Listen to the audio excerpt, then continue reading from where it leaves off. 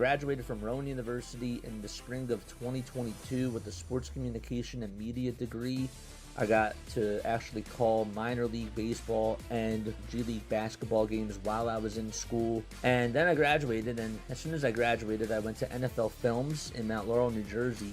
And as much as I loved that experience, I miss putting on the headsets. I decided, you know what, talk is cheap. I have a laptop that's in my house, and so 21 months later, here we are, still on YouTube, calling games and building an incredible, loving community on here with the people that I call my Philly freaks with a capital P and a capital H. We go live for every single Phillies, Sixers, and Eagles game, and we do it like old school radio play-by-play style. I'm Jason Joseph, and this is Play-by-Play with JJ. I showed a swung on barrel. Get out to right field. Bye-bye baseball. That baby is long gone. What's going on? Oh, hold up. Whoa. Whoa, whoa, whoa. Why are we in red? One sec.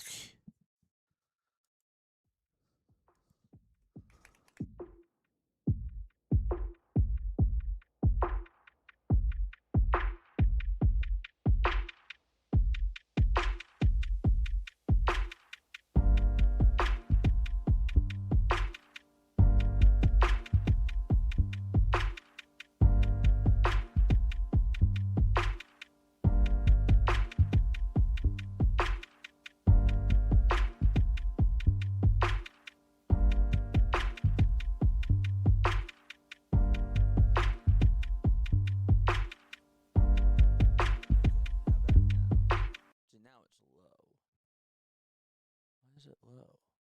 How about now? It's low. What the heck? There we go. There we go. We there? Okay. Can you guys hear me? What the heck is going on? What the heck is going on? The mic was working fine, and now it's like fluctuating. Huh. That's weird. Is it consistent now? Testing. 1, 2, 3. Yeah. Okay. That sounds better. Sorry about that. I really apologize. That's so weird. I don't know why it did that. I just adjusted the settings again. Usually every time I do this, my mic is fine. But regardless. All right. So, hello, everybody. Hopefully you're all doing well and having yourselves a very fantastic day. Are we better? Okay. You guys can hear me? Check. Like, drop a 1 in the chat. Let me know if you guys can hear me loud and clear and if it sounds good. All right, good. Sup, Dave? I can hear fine. Good stuff. Okay. Yeah, I don't know why it was like that. I apologize for the jump scare there. That's really, really odd. That's really, really strange. But regardless, okay, good. All right. So anyhow, yes. Hello, everybody. Hopefully you're all doing well and having yourselves a very fantastic day. My name is Jason Joseph, and this is Play-by-Play with JJ. The Philadelphia Phillies are taking on the Los Angeles Dodgers for Game 3 of their 3-game set. Aaron Nola is going to be out there on the bump tonight, and he will be facing Eric Lauer. We will get on into the pitching matchups in a little bit. The Philadelphia Phillies are 10 games over 500. They are 56-46. The Dodgers are 64-38, and that is their record so far this year. We got to move past last night. I could not sleep last night. I stayed up. I did a lot of editing, of course.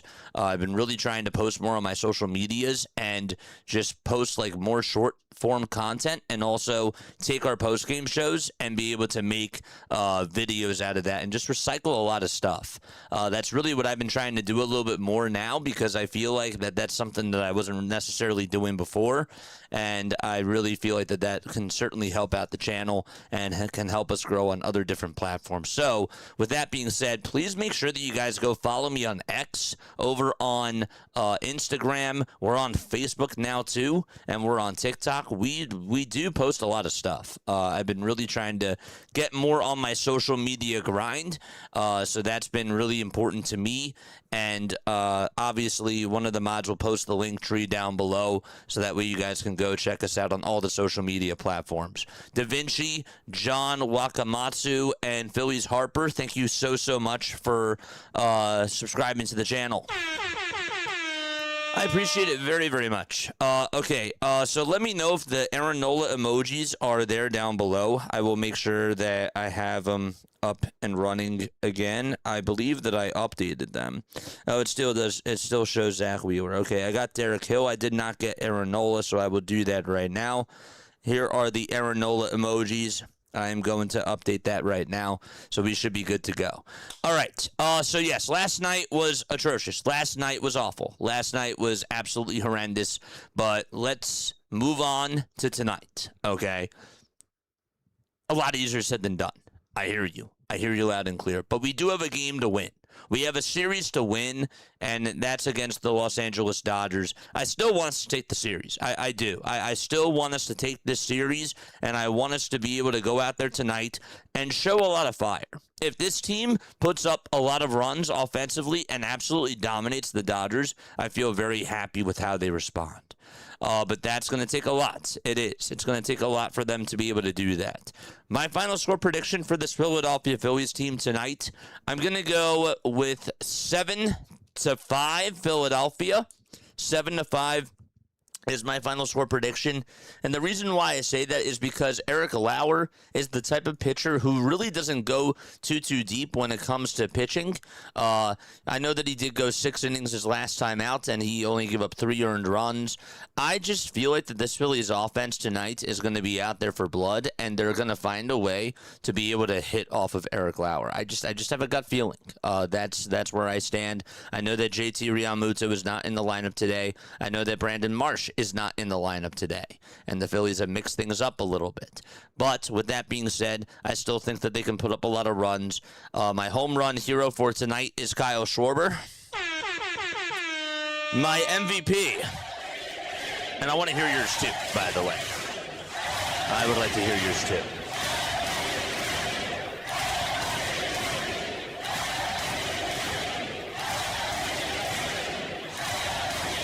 So my MVP for tonight is going to be, I'm going to go with Trey Turner as my MVP. Trey Turner is my most valuable player for tonight. He's going to get a couple of hits, and he's going to go out there and get on base and provide a couple of runs for this team. So my home run hero is Kyle Schwarber. My MVP is Trey Turner. My final score prediction is a 7-5 Phillies victory. And my final stat line prediction tonight for Aaron Nola that I'm going to go with, I'm going to go 5 innings for Aaron Nola, 3 earned runs, and 5 strikeouts. That is the type of line that I expect from Aaron Nola today. I'm hoping that he can go 5 innings. I would not be surprised if he does not do well to start things off in the first, and if he just gives up like 2 of his 3 runs then. But I do think that he will settle on in afterwards and then maybe just allow a home run in the 5th inning, something along those lines. 1 home run in the first, 1 home run in the 5th. That's my prediction for Aaron Nola today. I don't really have like too much else to say. I really don't. We'll get on into the starting lineups in just a little bit. The last time that the Philadelphia Phillies actually went up against Eric Lauer, it was last year. It was on June 3rd. He did go 4 innings. He did not allow a hit in that game, and he only walked 1 batter, and he struck out 2. But the outing before that he pitched against the Phillies, you have to go back to 2022. And in that outing against the Philadelphia Phillies, he went 6 innings. He allowed 5 hits, no runs. He did strike out 13 batters, but obviously it's been a while since he was able to, get that many strikeouts and be able to dominate on the bump. So I just think that the Philadelphia Phillies are going to get to him today. And I just have a gut feeling that they're going to go out there. The long ball's going to work, and we're going to win this game. I don't think that last night sat well with them, and it should not have sat well with them at all. An absolute blunder from JT, and just bad base running, of course, but obviously even in the first 8 innings, this team just only put up 1 run, and I think that they're also very upset about that too. So they'll be out for blood tonight, and they'll go out there and they'll do whatever it takes to try to get this win. I just have all the confidence in the world with this team. What are you smoking, JJ? I don't know. I did not sleep well last night. I did a lot of work last night, and I had to rewatch that clip 55,000 times. But who's to say that they can't win this game tonight? It would actually be so Philadelphia Phillies if they won this game tonight. Don't you agree? Because I think everybody expects them to lose. A lot of people expect them to lose. Not going to say everybody. But I don't know. I just think that it would just be so Phillies tonight for them to be able to do that. All right, on the bump for the Philadelphia Phillies is going to be Aaron Nola. Aaron Nola this year so far, when we take a look at the stats, he has a 3-7 record, a 5.68 ERA, 108 strikeouts to go along with that as well. He's been better over his last 3 outings. July has actually been pretty good for Aaron Nola overall. He gave up 3 earned runs on 3 solo shots in his last game against the New York Mets. He didn't pitch bad. He put the team in the position to win, and obviously the offense could not do much. The amount of runs that he has gotten offensively from his team over his last 3 outings, well, just 5. That's literally it. Just 5 runs, and that's why he's lost 2 out of his last 3 games. But we'll see how he does out there on the bump tonight. Hopefully he can put the Phillies in a good position to succeed, and that the offense steps up for him. That's what I would like to see tonight. Hello, everybody. All right, let's say hello to everybody that is here in the chat. Jose, what's going on, buddy? Jose's over on Twitch. You get a fist bump, my friend. It's so good to see you. Jose, thank you so much for the follow on Twitch as well. If you're over on Twitch, make sure that you guys follow me. We do a lot of Phillies baseball. We do other Major League Baseball games, too. We are dedicated to live streaming. We also are on YouTube. We're on TikTok as well. And we're also now on Rumble, too. So if you are over on Rumble, hello. This is our first stream that we've been doing on Rumble since last year. I don't know why I stopped, but I did. And now we're back. Now we are back. All right. So, yeah, final score predictions down below. I see San Diego, says Dave. Yeah, San Diego is in the chat because they are playing against the Atlanta Braves.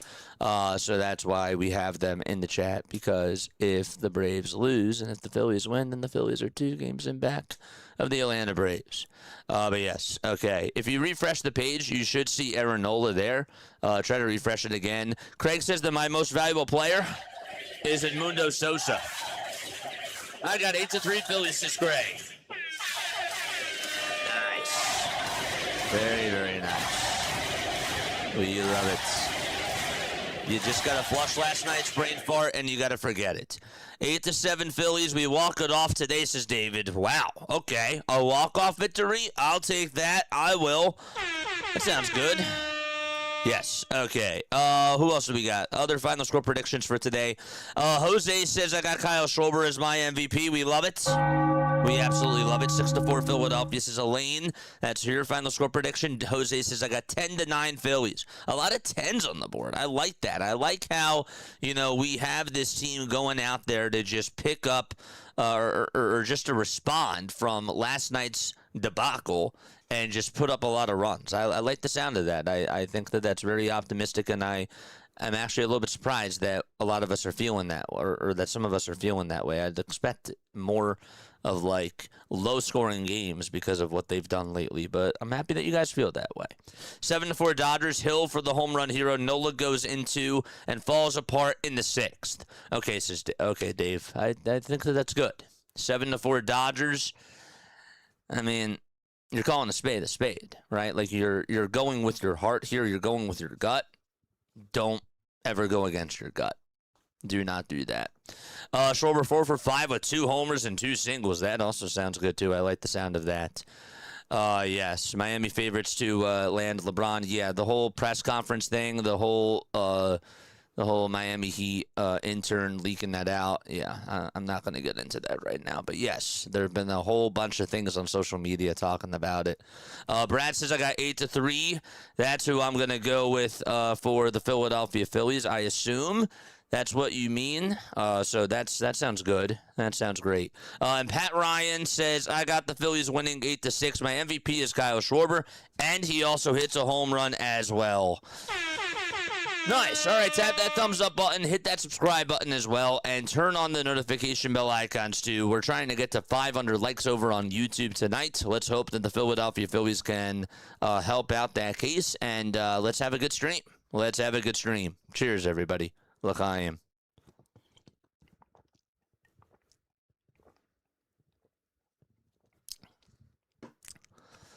All right, time for us to present the starting lineups for tonight. All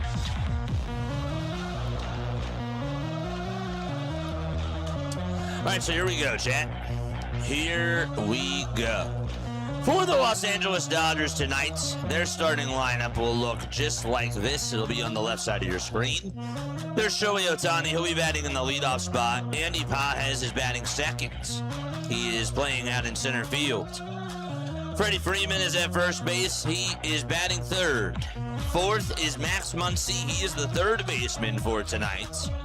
And then you got Mookie Betts over at shortstop. He's batting fifth.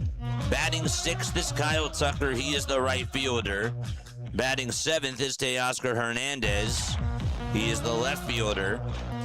At second base, it's Tommy Edman. He is batting in the eighth spot. And last but not least, the catcher for the Dodgers tonight. It is Dalton Rushing. And he is catching for Eric Lauer. So it's Ohtani, Pages, Freeman, Muncy, Betts, Tucker, Teoscar, Edman, and Rushing, all in the starting lineup for the Los Angeles Dodgers. Eric Lauer's on the bump, and Dave Roberts is the manager. And for the Philadelphia Phillies, their starting lineup on the right side of your screen will be as follows. You got Trey Turner batting leadoff. He is over at short. Kyle Schwarber is the DH. He is batting in the number 2 spot. Then you got Bryce Harper playing over at first base. He'll be batting third. Batting fourth is Alec Bohm. He is at third base. The left fielder is Edmundo Sosa. He's batting fifth. Sixth is the center fielder Derek Hill. Seventh is Brian De La Cruz, who is making his Philadelphia Phillies 2026 debut. And he is playing out in right. Bryson Stott is the second baseman. He is batting eighth. And last but not least, the catcher is Rafael Marchand. He is batting in the 9 spot, and he is the catcher for tonight. So again, it's Turner, Schwarber, Harper, Bohm, Sosa, Hill, De La Cruz, Stott, and Rafael Marchand as the starting 9 for Philadelphia in the lineup. The guy that is going to be pitching for the Philadelphia Phillies, of course, is Aaron Nola.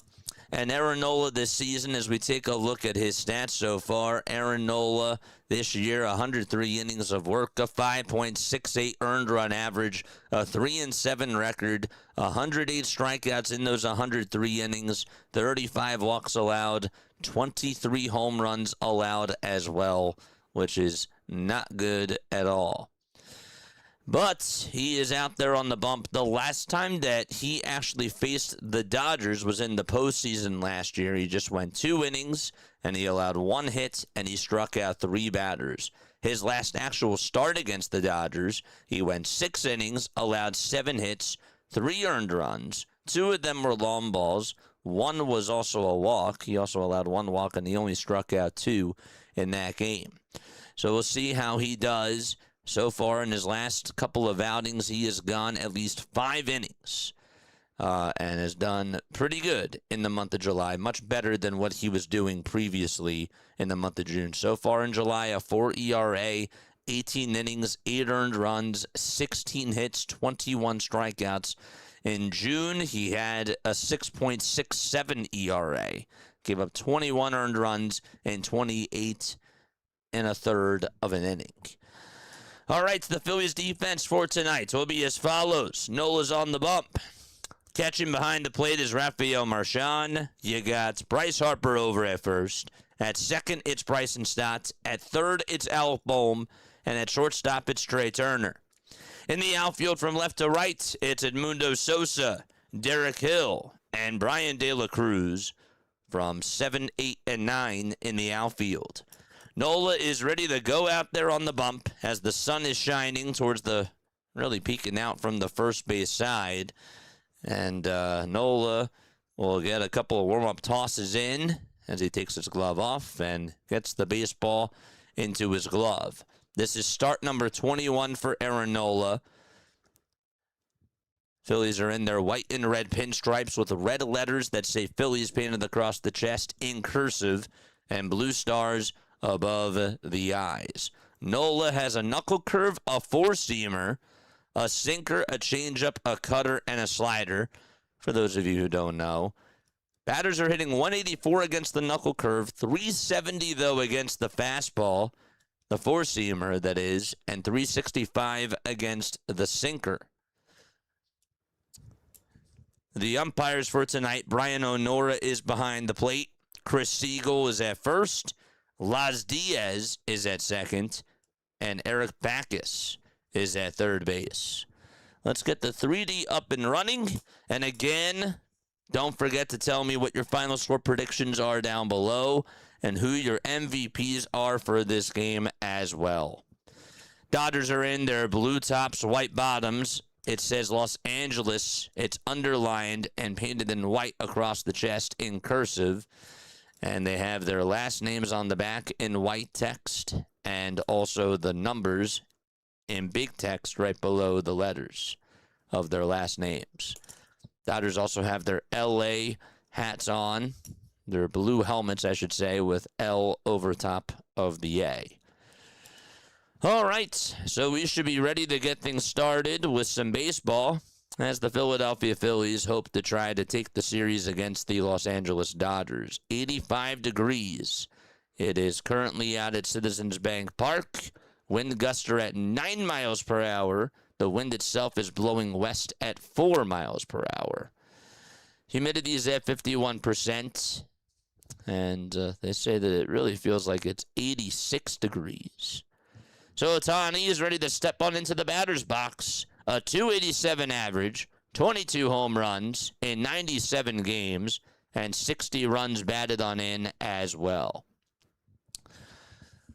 And we will pause just a little bit, and we will try to catch things up to the 3D graphic side of things. Let's go a little bit further. Here we go. Why does it do that? All right. Aaron Nola gets set right at the Phillies letters. And here's the first pitch to Shohei Ohtani. And this is lined over towards the first base side. It's cut by Bryce Harper as he catches lightning in the bottle. And there's out number one. That ball was scorched, hit right over to Bryce Harper. And there's one up, one down on one pitch. It was a bullet. And Ohtani lines out to Bryce. Nola is a batting machine for the Dodgers, says Brad. Well, let's hope that that's not the case for today. Oh, boy. Let's go. All right, one out, top of the first. Andy Pages is up to bat. And his first pitch is taken for a called strike on the outside edge. We got this tonight, JJ. I hope so. I really, really hope so. And I'm obviously bleeding red, white, and powder blue, as always. No balls, one strike. This is Andy Pages who was up to bat, hitting .269 on the season. Right-handed hitter who's playing out in center field from Havana, Cuba. Nola gets set again, kicks and deals, and it's down in the way for a ball. Andy so far in this series is 3 for 8 with 2 runs scored, 1 RBI, 1 walk, and 3 strikeouts. He has struck out once in each of his last 8 games. The 1-1 pitch. That's at the knees for strike 2. And it's 1 ball and 2 strikes. Chef says I got 8-2 Dodgers tonight. Pages will challenge this, and it was a little bit inside. And so the call is going to be overturned, as Pages was correct. 2-1 to Andy Pages. I feel like what we do on here, we do like an old school radio play-by-play style, and we do show the game. It's not perfectly in sync, but it's the best to our abilities, of course. The 2-1 pitch, and that is called strike 2. They say that Pages did go around there, The pitch was a little bit outside, but he went. 2 balls, 2 strikes. Nola gets the signs from Rafael Marchand.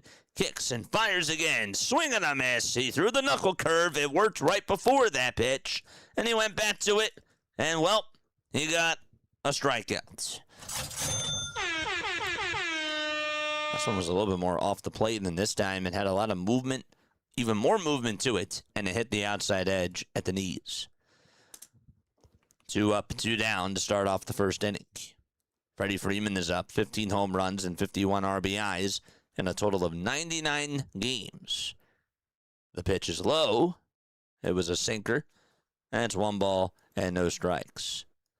A guy who has obviously faced Aaron Nola plenty of times throughout his career.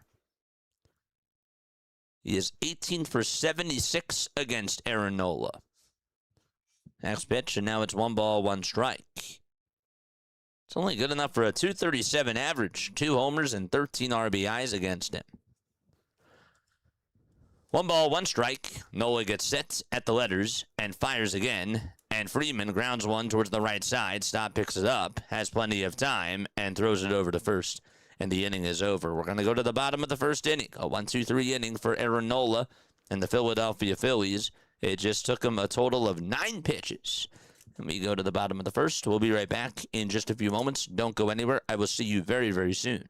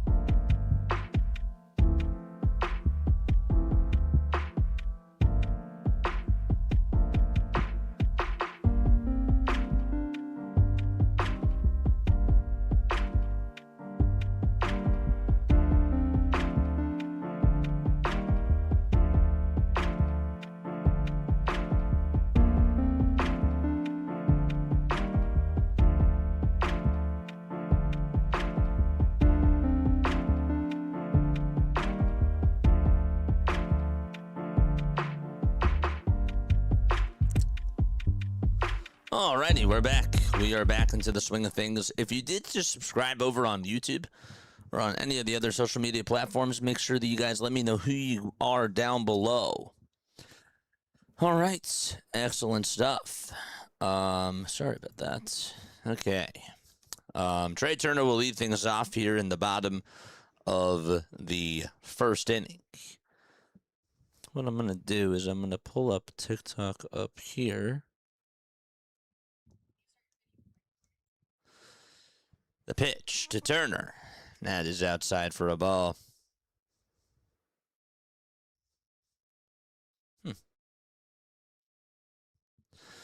Eric Lauer, 12 starts this year, a 4-5 record, 76 2/3 of an inning. And the 1-0 pitch. That is in there for a called strike.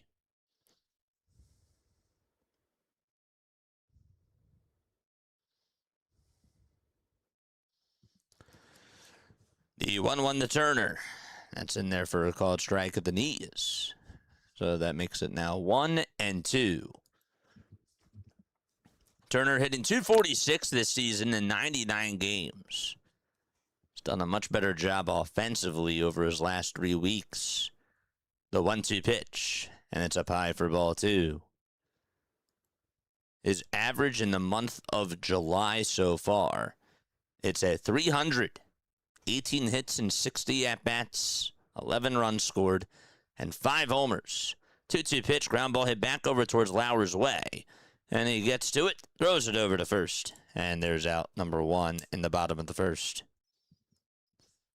Hit it right back over to him, and he just got the glove down and just picked it up with ease and tossed it on over to first base to get Trey Turner retired. And that was actually really wild, too, because he had to backhand it. And it was a hard shot hit right back over to him on the ground. That was pretty impressive. Not as easy as it looked. 1 away, bottom of the first. And Kyle Schwarber is up to bat. And Schwarber looks at a cutter on the outside edge for strike 1. How's everyone doing tonight? I'm doing pretty good, man. I'm doing pretty good. MLB needs to add a rule named the Ohtani rule. The 0-1 to Schwarber, that's in there for strike 2. That's when a two-way player is on an MVP race that the hitting stats are the only stats that count and the pitching stats don't count. No balls and 2 strikes. 1 out, bottom of the first, and the pitch to Schwarber, and he flings one out over towards right center field, and that's going to get down for a base hit. Kyle Schwarber gets on with a 1-out single, and he is over at first base. And Bryce Harper is up next.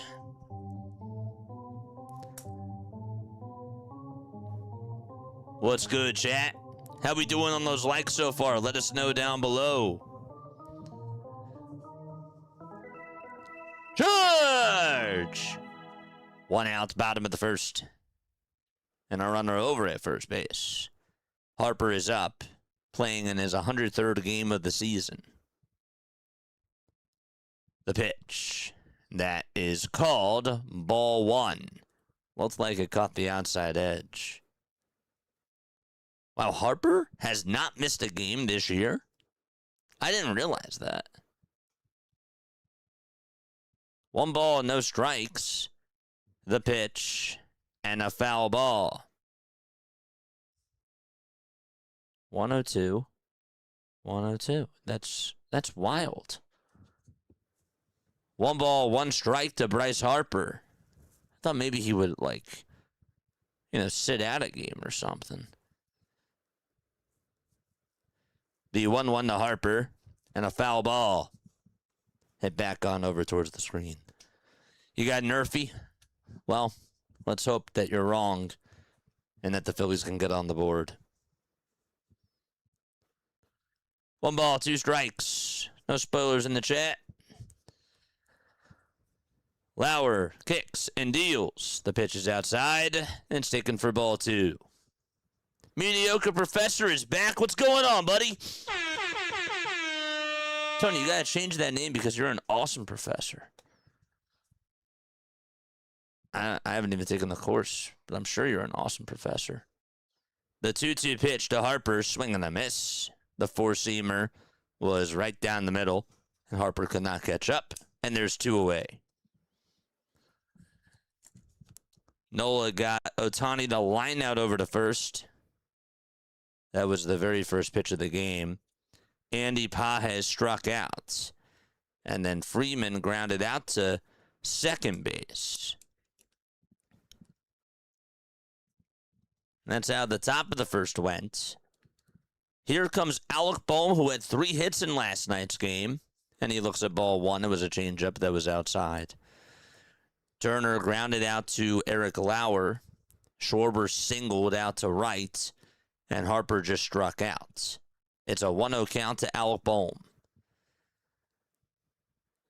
The 1-0 pitch to Alex. Swinging a fly ball hit out over towards deep left field. Forget about it. It's gone.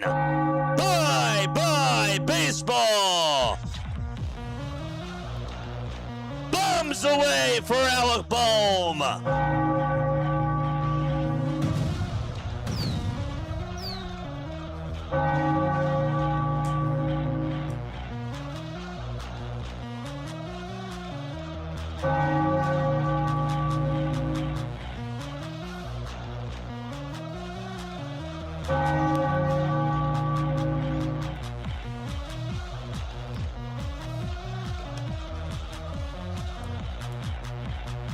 There you go. Here comes Sosa's pitch, and that's outside for a ball. Alec Bohm just hit his 13th home run of the season. over his last 4 games, he has gotten a total of 6 hits in 13 at-bats.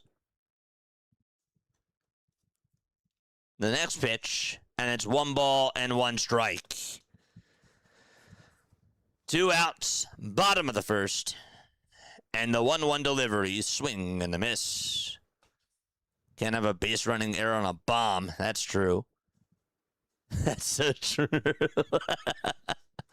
1 ball, 2 strikes to Edmundo Sosa. It's a 2-0 lead for Philadelphia, and the 1-2 to Sosa. It's a grounder hit over towards the third base side, but it's foul. Muncy will toss it back over towards the Dodgers dugout. 2-0 Phillies, thanks to a 2-run missile by Alec Bohm. How far did it go, JJ? 411 feet. The 1-2 pitch, and Sosa flings it back towards the screen.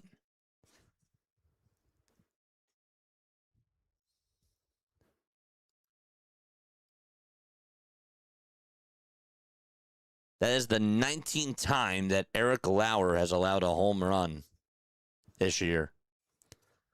The 1-2 pitch, and Sosa grounds one over to short. It's played on the hop by Betts. The throw over to first is in plenty of time for out number 3. Bohm leaves the yard and puts the Phillies on top 2-0 as we go to the second inning out in Philadelphia. All right, chat, where are we tapping on in from today? It is time to shout out everybody that is tuning on in on Twitch, on TikTok, on Rumble, and, of course, over on YouTube as well. Where are we tuning on in from, chat? Let us know down below. Where the heck are we? Let us know. Marley's back. What's up, Marley? Marley says, I'm tuning on in from New Jersey. We love New Jersey. What's going on? Lad says, I'm tuning on in from Cherry Hill, New Jersey. We love it. Huntsville, says Senior Skook. Nice. Langhorne, Pennsylvania, says Cool J. Marley says, I'm a Phillies fan. Well, if you bleed red, white, and powder blue, this is the channel for you. I just came up with that. Tahiti, we love it. Nice. Ohio says gone. We love it. Where's the 3D model of the game? It's not on right now. I will get back to it in just a little bit. Hobart says Mania. Says Boots. In case you're wondering where it's posted from, it's from MLB.com. Gville, Pennsylvania. Nice. Shane, of course, tuning on from Ohio. Look at this. Cranford, New Jersey. Willow Grove, Pennsylvania. Oh, we love it. Blandon, Pennsylvania as well, says Dave. We'll do some more shout-outs when we go to the bottom of the second. Nice. Venezuela, says Will. All right, here comes Max Muncy to the plate. Max Muncy has 228 home runs. That is actually the 5th most home runs in Dodgers franchise history. He's tied with Ron. He's tied for 5th. He is tied for 5th. I'm going to be active in here. Let's go! Nice. We're getting more people over on the TikTok side. That's awesome. And on the Twitch side, too.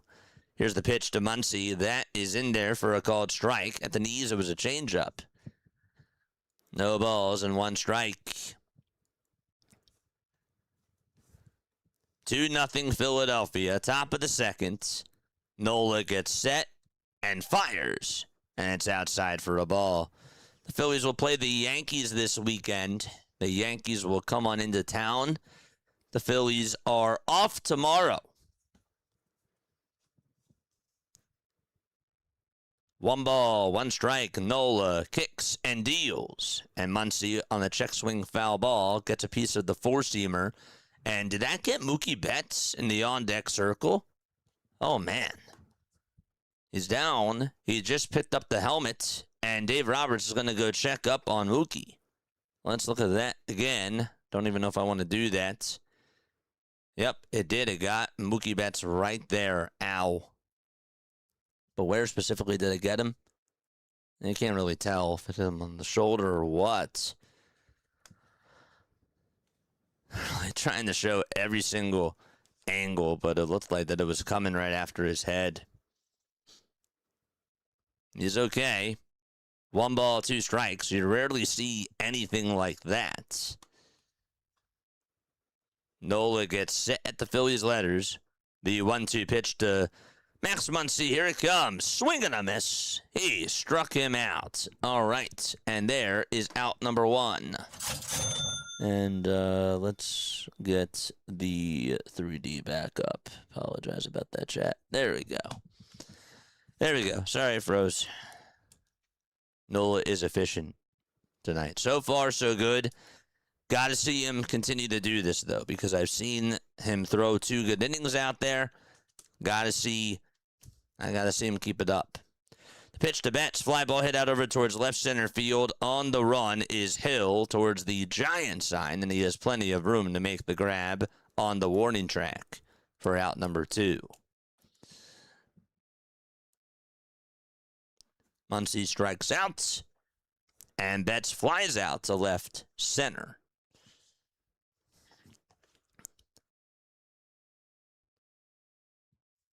Nice. Nola just cruising like a Sunday drive. So far, so good.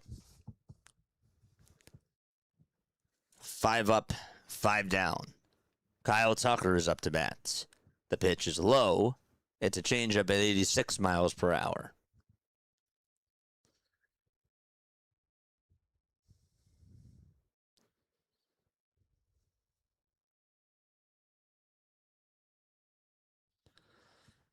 The pitch.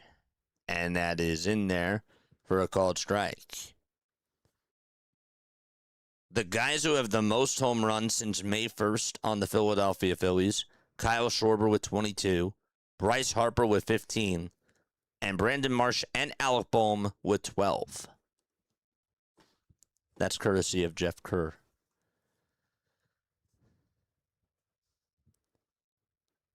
So that pitch was taken for a ball down low.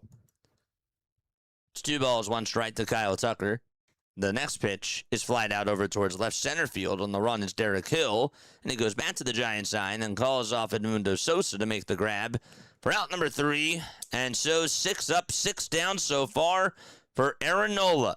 And we will go to the bottom of the 2nd inning. Derek Hill, who made the catch, will lead things off for the Philadelphia Phillies. All right, where else are we tuning on in from today? Where else are we tuning on in from? Let us know. Let us know down below. Cheers. L'chaim.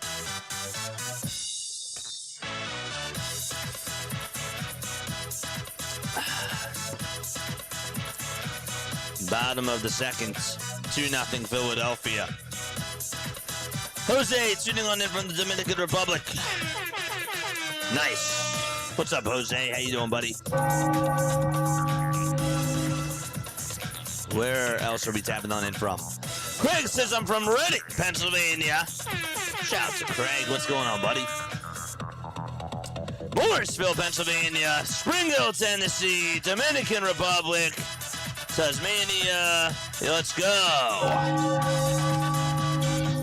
Tunisia, is that how you say it? Santa Fe, New Mexico, Old City, Philadelphia, North Carolina, says Susan. Malibu, says Vanny. Nice. Maine! We love Maine. Augusta, Maine? You don't have to specify. Palm Harbor, Florida. What's up, Mo? What's going on, William?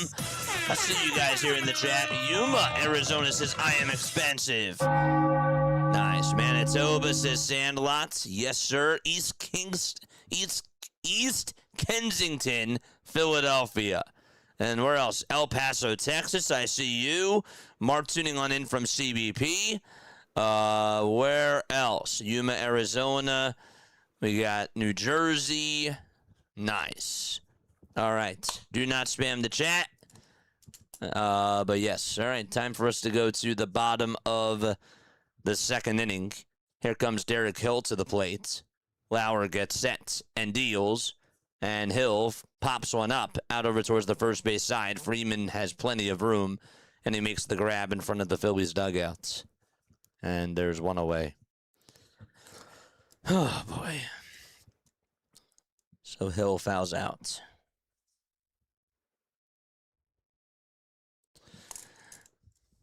All right, chat. So here's a question that I have for you as Brian De La Cruz is up. Okay, I want you to be honest with me. Who was, like, as soon as you found out, like, when the Philadelphia Phillies got a big-time player, which big-time player was it that you felt, like, really, really excited about, like, when the Phillies first acquired that player? The pitch is outside for a ball. 1 ball, no strikes. Brian De La Cruz takes the next pitch, and that is outside for ball 2. So the Phillies made a big splash to go get a big-time player. Which one was that you were, like, super excited about? It doesn't matter how they panned out. I just want to know, like, which one were you, like, really excited about that they acquired? The 2-0 pitch, and this one's fouled away over towards the right side. Doc Holliday. Pete Rose. Pete Rose. Nice. Was your thought, like, we're going to win a World Series when we got Pete Rose? Duran and Harper, says David. The pitch. That's outside for a ball.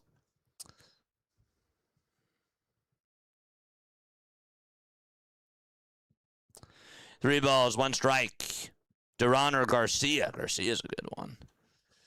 The 3-1 pitch to De La Cruz, and that's outside for ball 4. And that's how he starts off his 2026 season. He gets on with a 1-out walk, and he is over at first base.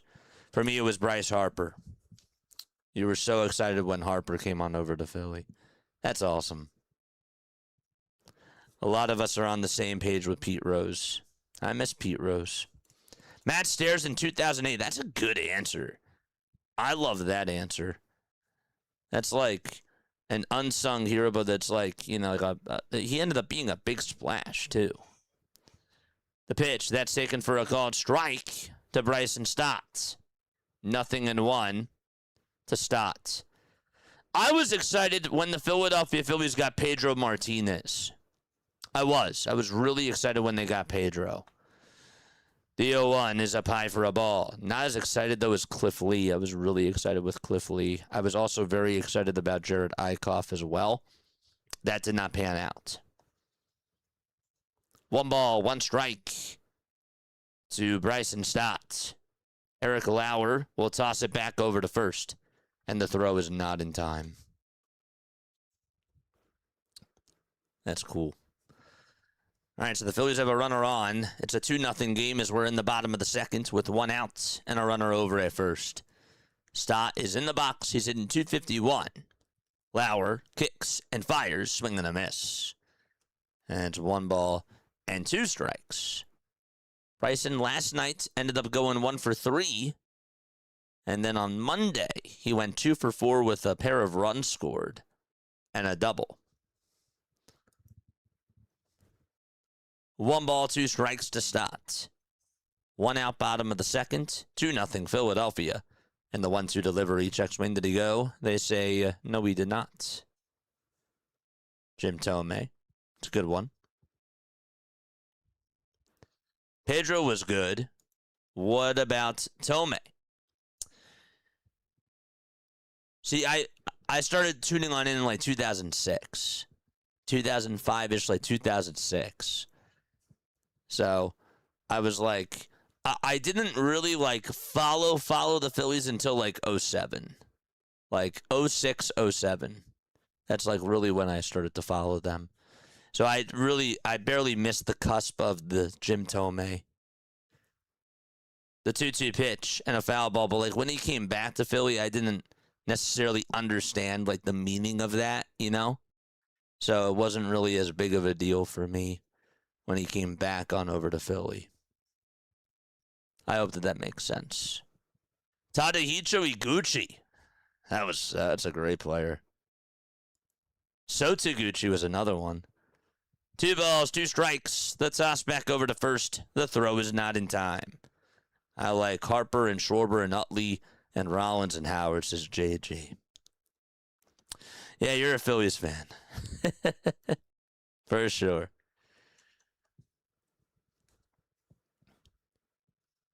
Two balls, 2 strikes. The 2-2 pitch to Stott. A foul ball. One more player that I was really happy that the Phillies signed, Hunter Pence. Was another one. Yep, I was excited about. I swear I did not even look at your answer. I did not even look at your answer. 2 balls, 2 strikes, and that's to Bryson Stott. Long at bat here, the 2-2 pitch, and Stott loses the battle as he swings and chases after the high fastball, and Lauer gets his second strikeout of the day.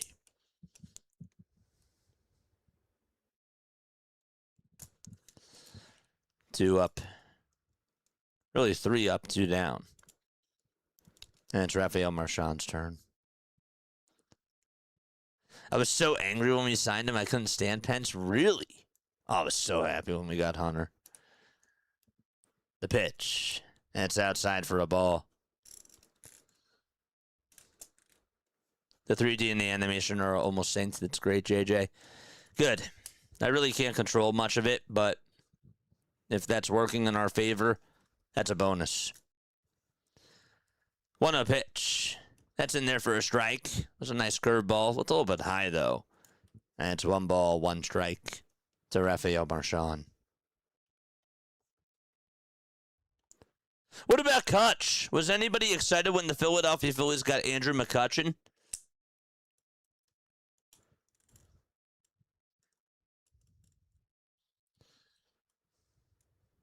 One ball, 1 strike.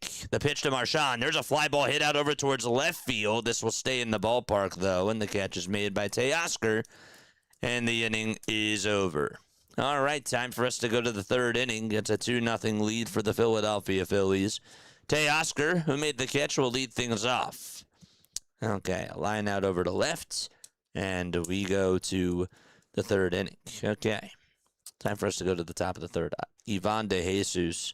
Although the cost was too high. That's a good one, too. Michael Saunders. The Flying Hawaiian. It was a good one. Nah, he was washed, says Jim. I thought, though, that he would be good for, like, veteran leadership. I liked Didi as well when the Phillies got Didi. Another one that people tend to forget is Ronald Torreyes. I don't know. I really liked Ronald Torreyes. But I think that Edmundo Sosa is better for sure. The only players I was excited for were Holiday and Lee, says Sean. Got you. I got you.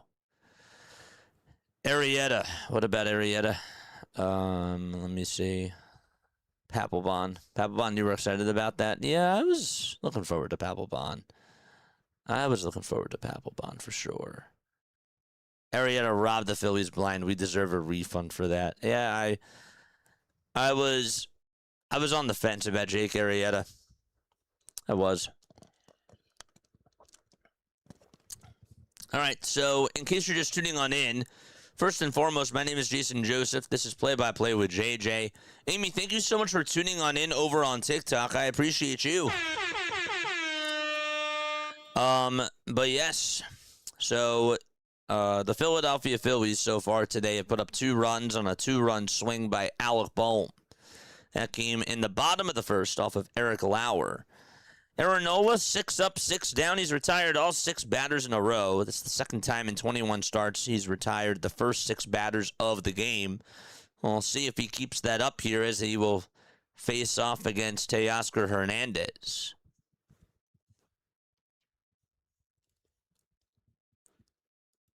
Teoscar is out in left field today. Played Monday, did not play last night, though. Went 1 for 5 in Monday's game against Christopher Sanchez. Did score a run. Here's the first pitch from Aaron Nola, and that is called a strike on the outside edge. Gene Segura. I liked Gene. I liked the signing of Gene. Or when we acquired Gene, I should say. Thought that was good. Raul, I didn't know what to expect again because that was like when I was first like watching baseball. But I loved it when he was here. But when he got acquired by the Phillies, I didn't know what to expect. No balls, 1 strike. The pitch to Teoscar, and that is down in the way for a ball. Remember when we had Michael Lorenzen? How could I forget? We were on stream when he threw his no-hitter. That was the day before my birthday. 1 ball, 1 strike. The pitch, and that's down in the way for ball 2.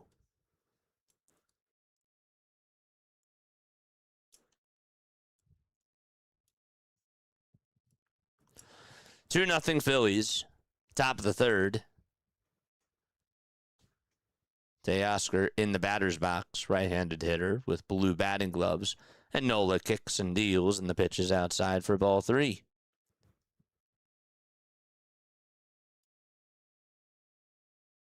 Phillies are 3 games in back of the Braves in the National League East.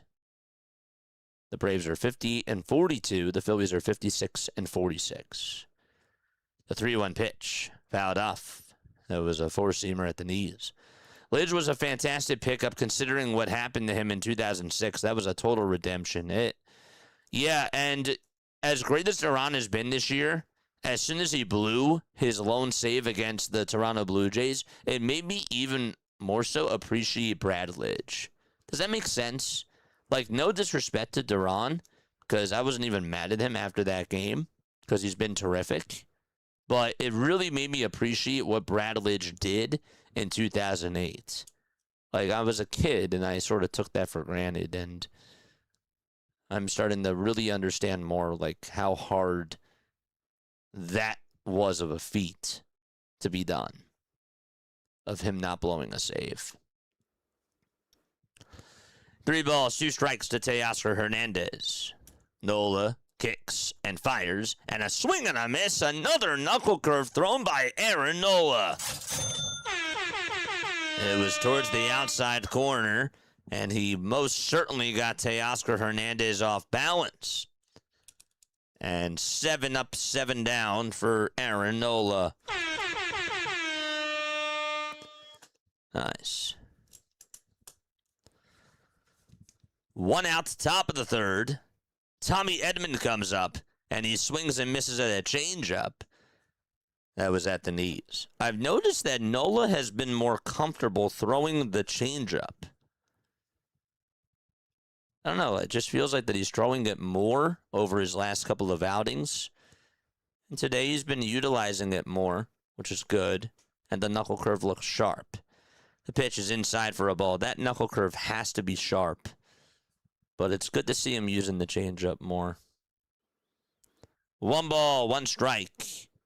Nola kicks and deals, and the 4-seamer is flied out over towards medium depth left field, and Sosa comes jogging on in, says I got it, and makes the grab for the 2nd out of the inning.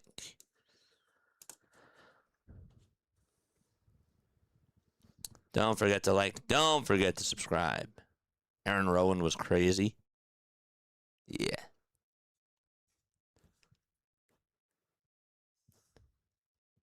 For who, my teammates, for what, to win. Great quote. The pitch, and it's in there for a strike. Dalton rushing 66 games, 10 home runs, and 30 RBIs. No balls, 1 strike.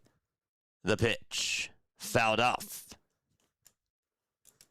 We're at 140 likes on YouTube. Make sure that you guys hit the thumbs up button. And if you're tuning on in over on Twitch and on TikTok, make sure that you guys comment down below too. I love talking to you guys. Hope you're all having yourselves a very fantastic day.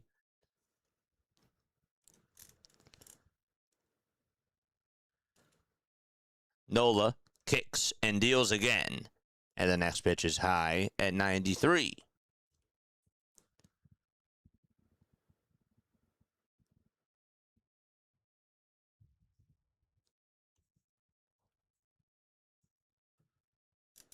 The 1-2 pitch, and it's low for ball 2. The last time the Red Sox lost was when Jaylen Brown got traded, says Jose. The last time that they lost was when Paul George got traded to the Boston Celtics. That's how you got to spin it. The 2-2 pitch, and that is down for ball 3. What's up, Chip? How you doing, buddy? Chip Lewis, Chip and Amy. It's so good to see you guys on here. 3 balls, 2 strikes, 2 outs, top of the 3rd. Nobody on. 2-0 Philadelphia. Nola kicks and fires. And the pitch is fouled off again towards the right side to Dalton Rushing.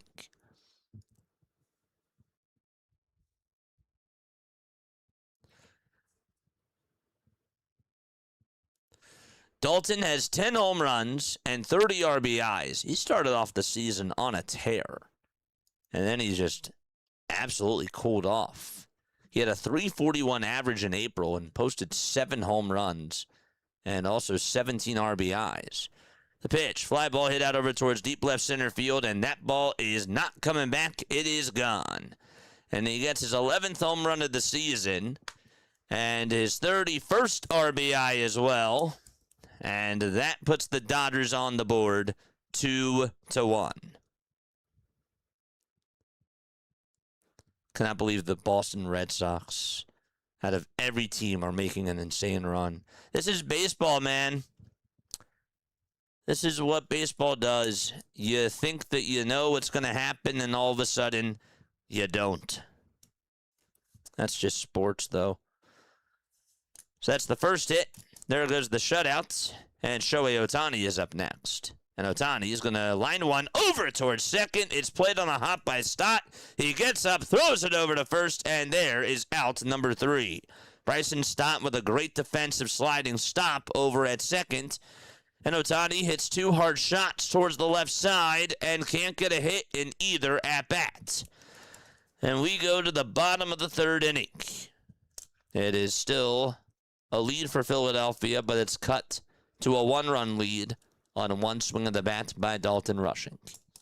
2-1. All right, let's take a look at some other scores around Major League Baseball, shall we?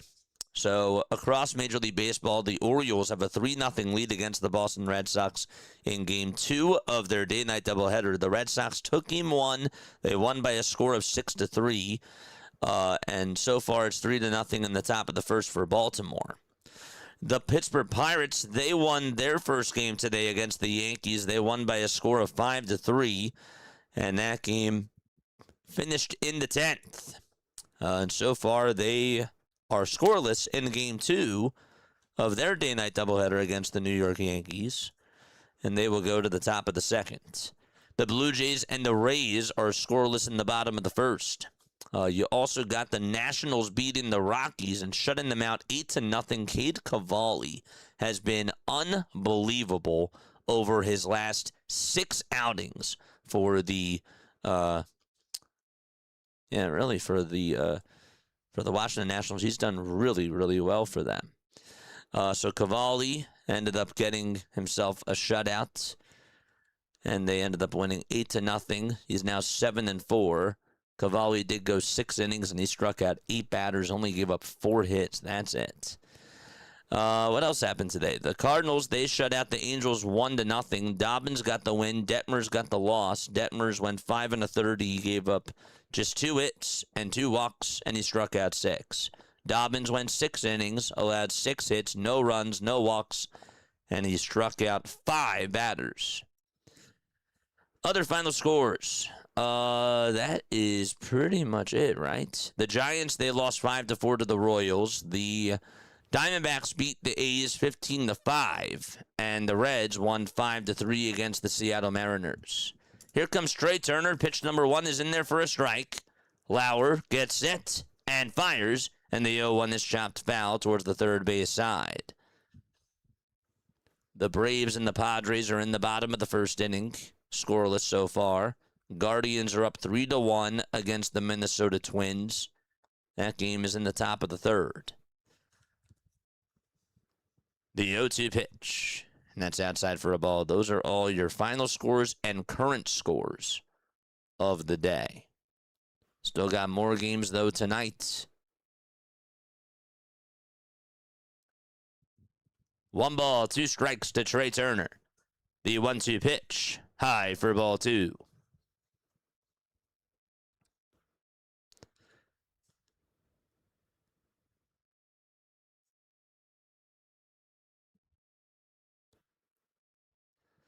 Two balls, 2 strikes to Trey Turner.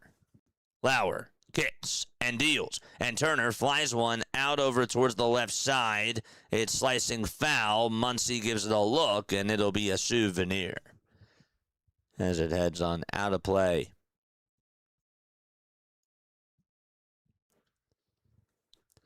Trey Turner is on a 6-game hitting streak. He is 10 for his last 24. 4 of his 10 hits have left the yard. The 2-2 pitch. It's outside for ball 3. There's Schwarber in the on-deck circle. 3 balls, 2 strikes to Trey Turner. Lauer with a payoff pitch, and Turner flies one out over towards left field. This ball is slicing foul again, and that is going to go out of play.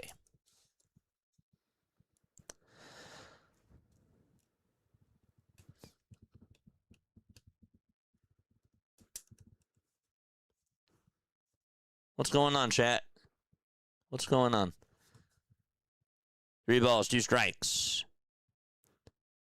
Lauer fires, and Turner pops this one up to that over towards the second base side. Tommy Edman calls off Betts, and he will make the grab. That was a little bit odd because he was playing towards the outfield grass, and then he came running on in, and I guess the wind blew it a little bit around, and, well, regardless, he made the catch right in front of second base and called off Mookie.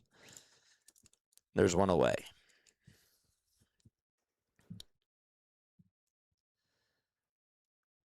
It's Kyle Schwarber's turn. Lauer's pitch to Kyle, and it's outside for a ball.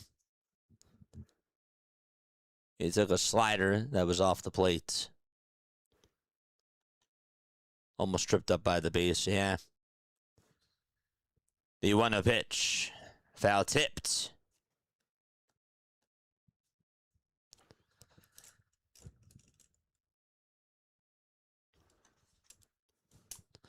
.33 home runs for Kyle Schwarber. That is tied for first in all of baseball. He's tied with Yordan Alvarez.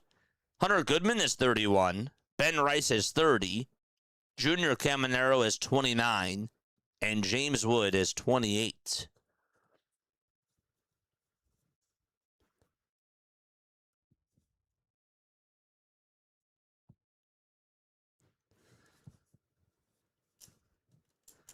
One ball, 1 strike.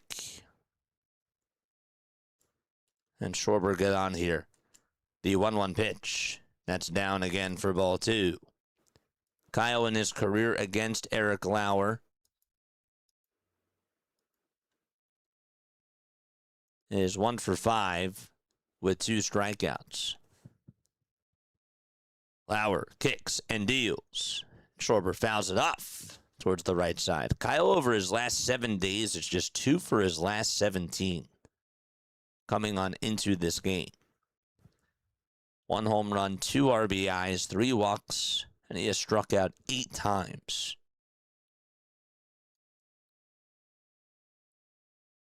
He has 152 strikeouts this season.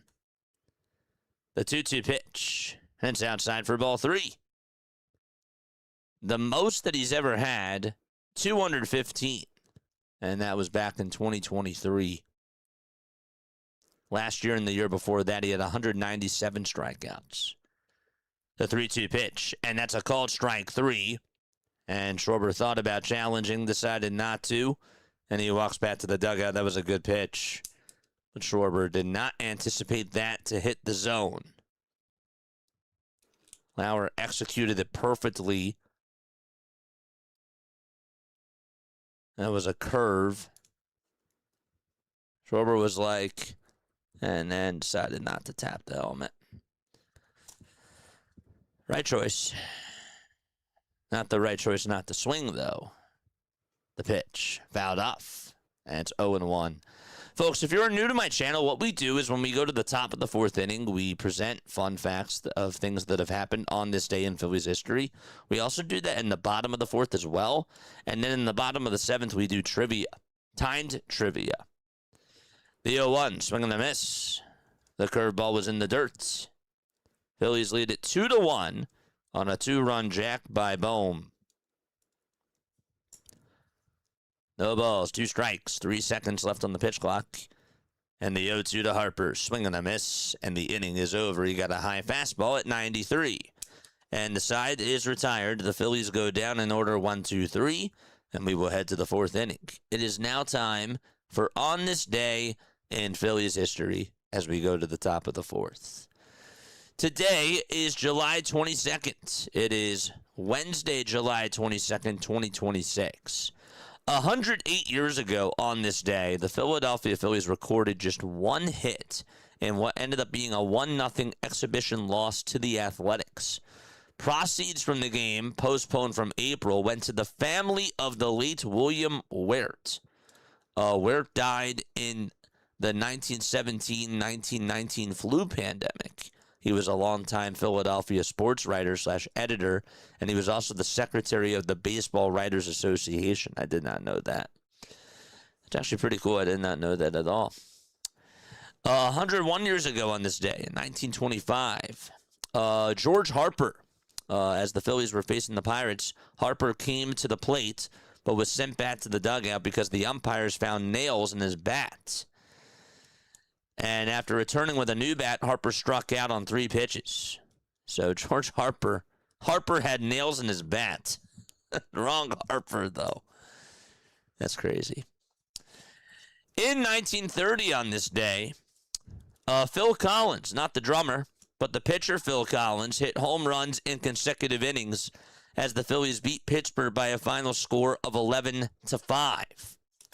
Eddie Sawyer in 1958 on this day returned for his second stint as Phillies manager, taking over from Mayo Smith. That was the guy's name, Mayo Smith, who earned a 265 win, 283 loss, and 2 tied record as a skipper. Sawyer had been working for a golf ball company in between stints with the Philadelphia Phillies. And so here we go to the bottom of the fourth inning. Andy Pages, the top of the fourth inning, excuse me. Pages is up, and the first pitch is in there for strike 1. Aaron Nola today, 3 innings. He retired the first 8 batters that he faced, and then he just allowed a home run to Dalton Rushing. 3 innings, 1 hit, 1 earned run, no walks, and 3 strikeouts. The 0-1 to Pages, swinging a foul ball towards the left side. Yes, sir. Lauer is actually much worse than their bullpen. I prefer he stays in as long as possible, says Boot. I want us to get to him.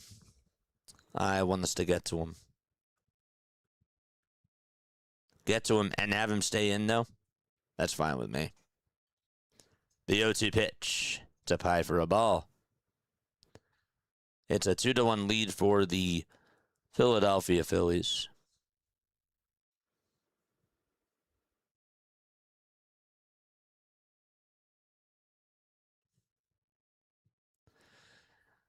The 1-2 pitch to Andy Pages. Swing and a fly ball hit out over towards right center field. On the run is De La Cruz, and he will make the catch in the alleyway for the first out of the fourth inning. Good defense by Brian De La Cruz. Went over towards his right side, trapped it down, got a little applause from the crowd, and he said, "Thank you very much." That's his first catch out in right field.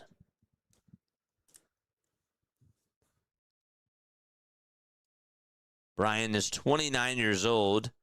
Obviously, he spent a lot of time with the Marlins from 2021 till 2024. who's also a Pirate and a Brave. The pitch to Freeman. It's in there for a called strike.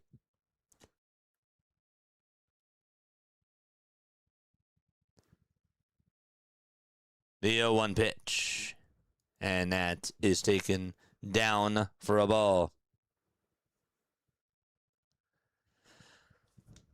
De La Cruz is a large human. 6 feet tall, 175 pounds. 1 ball, 1 strike. The pitch to Freddie. And it's down for ball 2.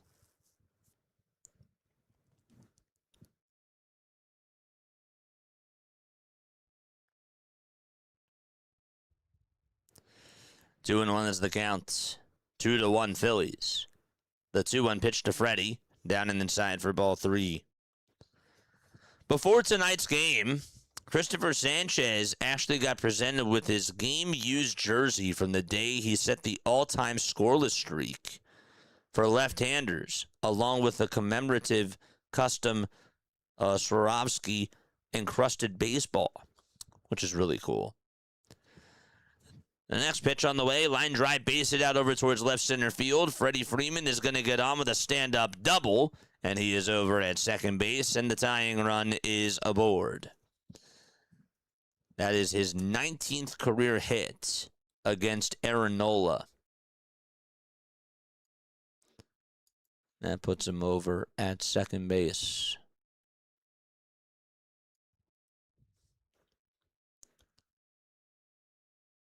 That's actually a really cool baseball. I just posted it on the Phillies page about less than an hour ago. Max Muncy will be the next man up as he steps up to the dish. And he looks at ball 1 off the plate.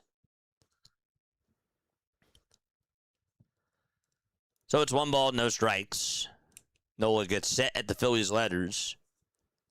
And the 1-0 pitch to Muncy, swing and a miss. Hit that thumbs up button, my folks, and hit that subscribe button as well. Again, if you're over on Twitch, hello. If you're over on TikTok, hello to you as well. How's everybody's day going?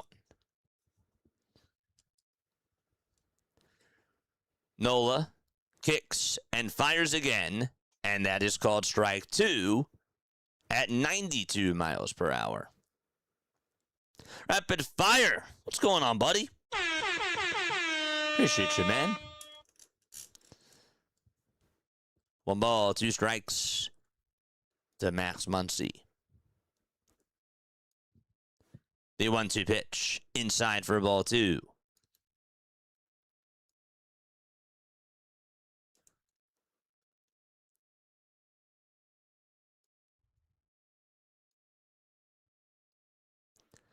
Muncy made his debut in 2015. He is 35 years old. And his 2-2 is down for ball 3. It was a good knuckle curve, but Muncy said, no, no, no. Max is from Midland, Texas. He went to college at Baylor University. 5 feet 10 inches tall, 215 pounds. Left-handed hitter. And the 3-2 pitch, and Muncy flies one out over towards right field, and that ball's going back towards the track, and thank goodness De La Cruz has room, and he will make the grab. The throw is going to be drawn back towards the infield, and there's 2 away. That was wild because Muncy got jammed on that pitch, and he sent that thing all the way towards the warning track, and that was pretty something. Actually, he got his hands in. I thought he got jammed on it, but looking at the replay, no, he did get the barrel on it. But still, for him to move his hands the way that he did to just adjust there, it's pretty impressive, but he just could not get it over the fence. Mookie's turn, and he takes ball 1 outside. After the game is over, we will have a post-game show. If you guys are not able to watch the post-game show, that's cool. We'll upload it to our YouTube channel. That's why you got to turn on the bell icons. 1-0 pitch, check swing, ground ball, hit over to first base. Harper has it, and he will just take it to the bag himself, and Betts is retired. No runs, just a double by Freddie Freeman. He's left stranded over at second base. And with that, we go to the bottom of the fourth inning, still a 2-1 lead for the Philadelphia Phillies. So Muncy flies out over towards right field, and Betts grounds out to first. All right. Don't forget to like. Don't forget to subscribe. We have 531 of you tuning on in over on YouTube. The more likes that we get, the more Phillies fans, the more baseball fans that we get on here. Liking is free. Subscribing to the channel is free. So please make sure that you guys do that. I really appreciate you guys, again, for being on here and for all the love and the support. Other things that have happened on this day in Philadelphia Phillies history. Well, in 1964 on this day, rookie first baseman Danny Cater breaks his left arm above the wrist in a 4-1 win over Milwaukee. He collided with Joe Torre over at first base. That happened on this day. And 2 years later in 1966, Gaylord Perry and the Giants held the Philadelphia Phillies hitless for 7 innings, but settled for a 2-hitter and 15 strikeouts in what ended up being a 4-1 Giants victory. And last but not least, on this day in 1969, Richard Nixon commemorates the 100th anniversary of baseball with a White House reception. Representing the Phillies were owners Bob and Rudy Carpenter, GM John Quinn, manager Bob Skinner, and players Grant Jackson and Mike Ryan as well. And those are all the things that have happened on this day in Phillies history. Of course, go check out broadandpattison.com. They post this information out there. They do an awesome job. We just like to share it, though, during our streams, but go give them some love and support. We are 21 likes away from 200. Our goal is to get to 500. The pitch, and that's in there for a strike to Alec Bohm, who homered his last time up. That came in the bottom of the first inning. 5 seconds left on the pitch clock. Lauer kicks and deals, and Bohm grounds one over to third, scooped up by Muncy, shuffles his feet, gets his feet planted, and has time to throw it over to first to get Alec Bohm retired.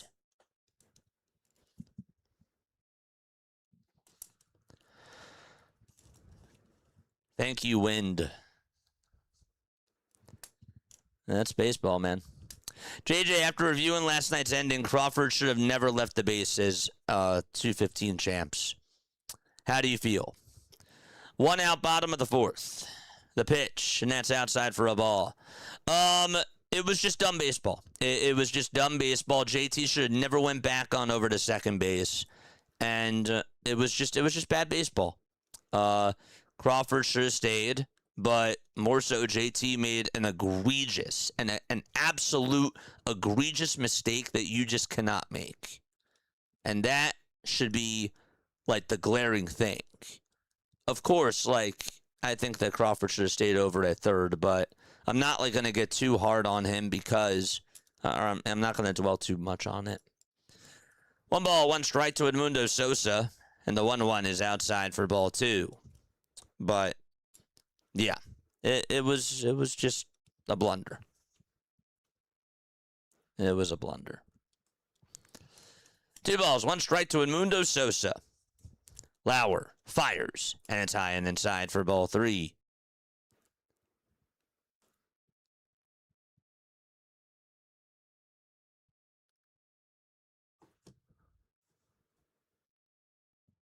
Three balls, 1 strike. The 3-1 pitch to Edmundo. It's popped up, hit right behind home plate, and it goes out of play.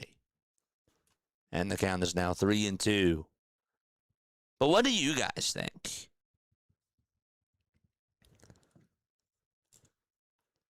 The interesting thing, though, is that it's such a talking point. Like, I feel like the Phillies are sometimes they just bring the content. Like, if I'm ever, like, looking for content, they'll just be like, JJ, I got you. 3-2 pitch, ground ball, diving stop by Muncy. He gets up, throws it over to first, and that is just an excellent play. I mean, he was right over towards the third base line. He made an excellent diving stop, and he takes away a base hit to Edmundo Sosa. He just does such a great job defensively against the Philadelphia Phillies for whatever it is.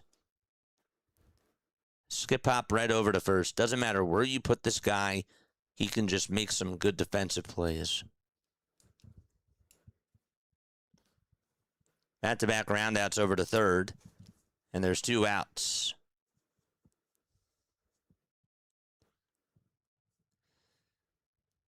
The pitch to Derek Hill, and that is swung on and missed. The Dodgers play solid defense. Yeah, they do. They have very good utility guys. Derek Hill is going to call for time. Dodger Empire's here. What's going on, Dodger? Good to see you, buddy.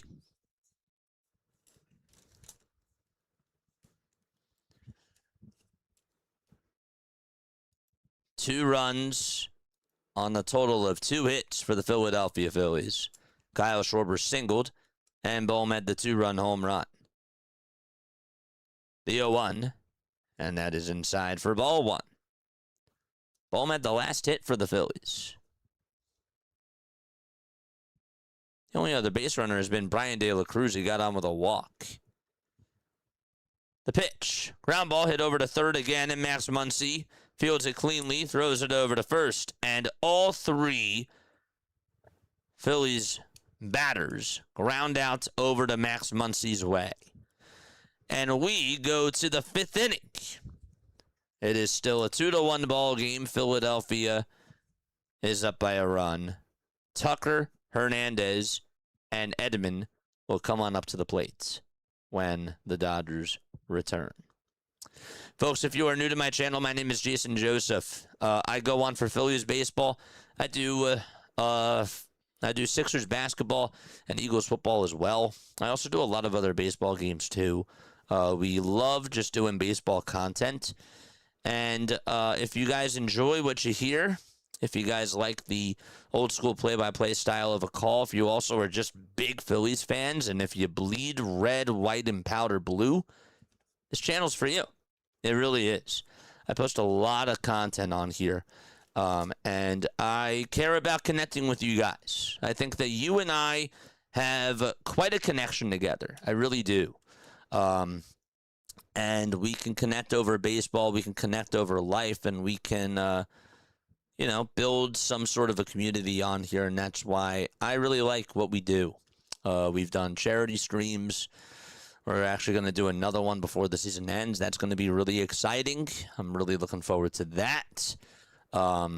We believe in good morals, giving back to the community, building community, and just bonding over sports. That's basically what we do on here. So, if that's what you guys like, consider following us and subscribing to our channels on all the social media platforms. But yes, I went to Rowan University. I actually got to call minor league baseball when I was in college. I was really lucky. I also got to do it for NBA G League basketball too. I called games for the Delaware Bluecoats and for the Wilmington Blue Rocks. And I've been on YouTube for 3.5 years. I love what we've been able to do on here. We got to 10,000 subscribers this year. It's been insane. And we're looking to try to build more on the other social media platforms and continue to grow as a community. With that, let's get back to baseball. And let's see how Aaron Nola does as we go to the 5th. Here's the first pitch to Kyle Tucker. That's in there for a strike. Aaron Nola's pitch count, as we take a look at that, it's at 53 pitches. Just at 53 pitches. I think somebody should be warming up, though. No balls, 1 strike. Kyle Tucker is in the box. The 0-1 pitch. Check swing, did he go? Says the third base umpire. Freddie Freeman and Dalton Rushing have the only hits for the Dodgers. Rushing had a solo home run, and Freddie Freeman had a double. The 1-1 pitch, and it's up high for ball 2. Phillies won the first game of this series by a score of 10-7. The Dodgers won game 2 by a score of 2-1. And the Phillies lead it 2-1 here in game 3. The 2-1 pitch, and Tucker flies one out over towards deep right center field. This will stay in the ballpark, and the catch is made by Derek Hill for out number 1. The ball actually ended up going out over towards center, but with the way that it was angled from the camera, it looked like it was going to go towards right.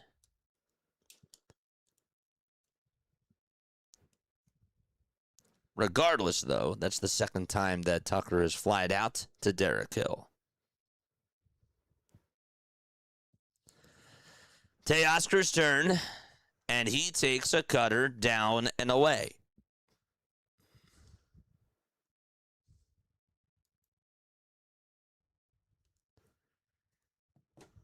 One ball, no strikes, and 5 seconds left on the pitch clock.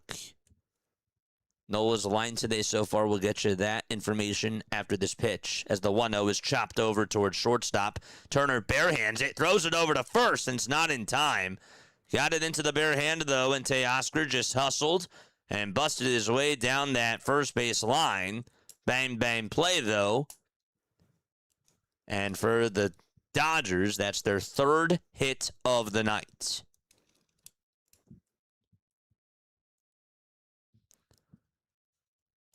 That it came running on in towards the infield grass, caught it with the bare hand, and gave it everything he had.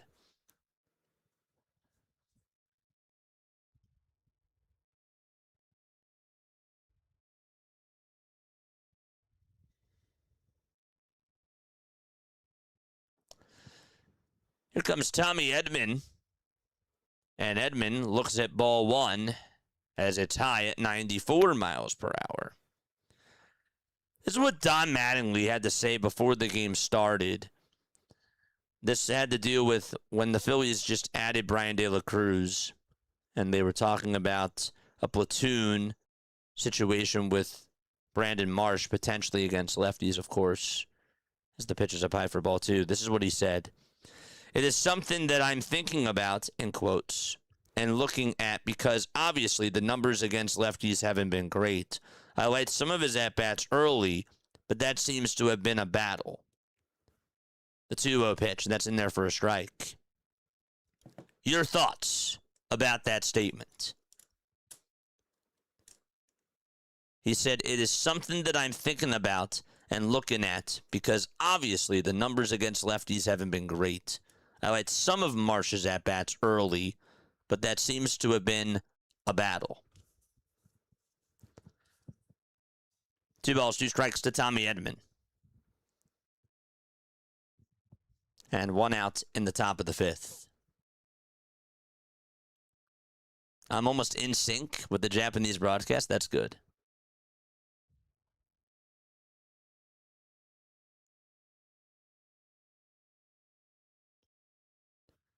Two balls, 2 strikes. Nola gets set at the Phillies letters. And he will deliver from the stretch again.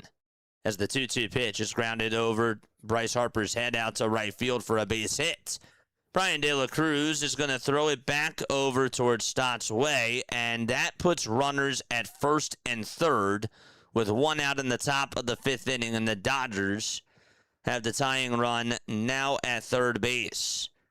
It was a weird swing by Tommy Edman.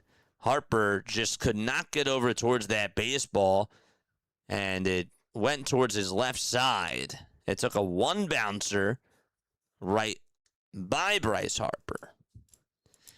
And so we have a timeout taken, and Caleb Cotham is going to have a word with Aaron Nola, and the other infielders, along with Rafael Marchand, are going to join in on the conference as well. Time to pull Nola. David, I agree. You're a good man, JJ. Well, I appreciate you, man. I do. Thank you for that.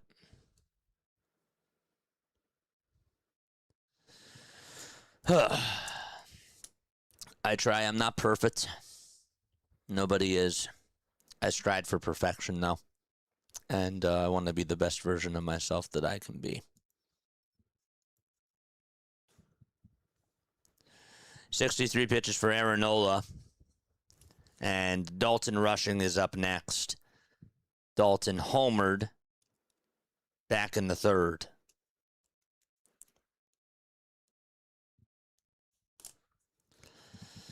Two runners on, one out. And the pitch to Rushing, and he taps it foul behind home plate. Do not spoil the game. If somebody is spoiling the game, you time them out. I'm done. If you see something that happens before me, you're gonna get timed out. That's just how it goes. I'm tired. Mods, if somebody's just doing it, just time them out. Toss back over to first. The throw's not in time. Like, you don't. At this point, you don't even have to give them a warning.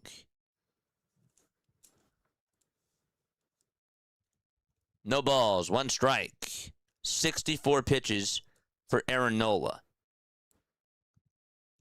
The 0-1 pitch. Swing and a miss. And the count is 0-2.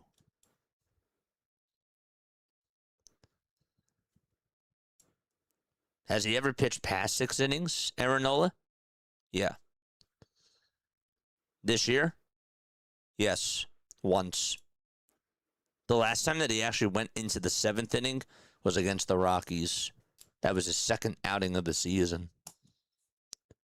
The 0-2 pitch, and that is outside for a ball. A four-seamer that Nola threw a little bit high and away.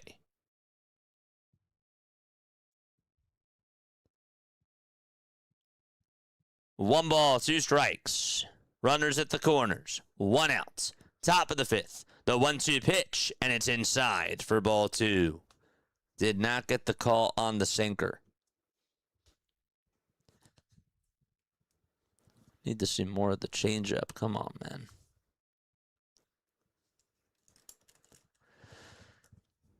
Nola's in a jam. Can he get out of it? The 2-2 pitch from Aaron Nola. Here it comes. That's a line drive base hit down the right field line, and Teoscar's going to jog on home. Dalton Rushing is going to get an easy double here. Stott is going to make the throw to home plate. The throw is not in time. It was late. And the Dodgers take a 3-2 lead against Aaron Nola in the top of the 5th inning. It's a 2-run double by Dalton Rushing. He has done all the damage today.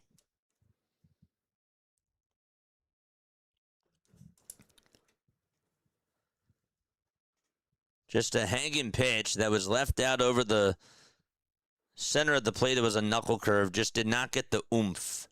Ohtani's going to get intentionally walked, and they will instead face Andy Pages.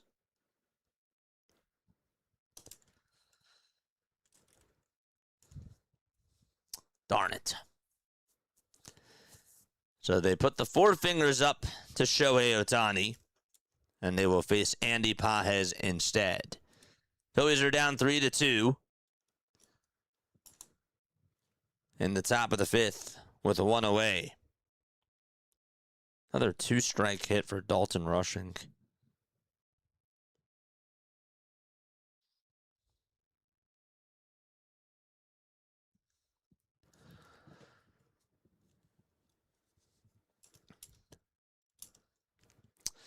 Oh, chat. Brutal. The pitch to Pages. It's inside for a ball at 92 miles per hour. So it's 1 ball, no strikes. I haven't seen anybody warming up in the bullpen. Obviously, I will let you know if and when I do. The 1-0 pitch. That's down and away for ball 2. Why aren't they taking Nola out, says Marley? I don't know. I don't know. Don't ask me. I'm not the manager. But I know it's a rhetorical question. I don't know. 2 balls, no strikes. Drop a 1 in the chat if I said get somebody up and stretching. Nola has the over. Noah has the over. He's betting on the game. The pitch is inside. Actually, I caught the inside edge for a called strike. Thank goodness. It's 2 balls, 1 strike. What's up, Johnny? Johnny, what's going on? 2 balls, 1 strike. 2 seconds left on the pitch clock. The 2-1 pitch. And it's outside for ball 3.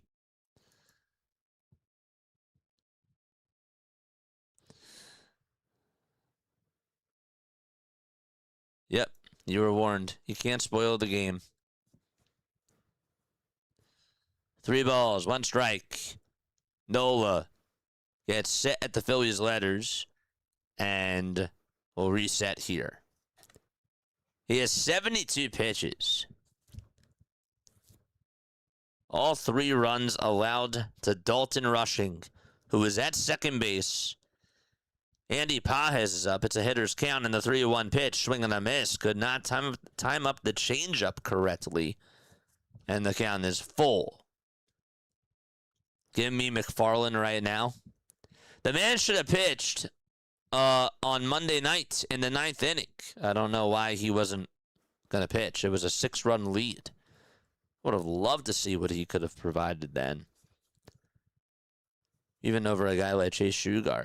The 3-2 pitch on the way. Swinging a ground ball hit over to third. Bohm has it. Throws it over the second for 1. The throw to first, and that is in time. Harper kept his foot on the bag. A 5-4-3 double play. And we go to the bottom of the 5th inning. And that was awesome defense by the Philadelphia Phillies. All right, so, yep, Harper kept his foot right there on the bag, and Pages was out by about a quarter of a step. All right, time to get the offense going. Drop those clocks in the chat. It is time to wake up. Let's go. 5-4-3 on the double play by Pages. Tell you what, he looks lost to the plate right now. Phillies are pitching around Ohtani, and they've been pitching right to him. At least he got a good double play ground ball. Let's go.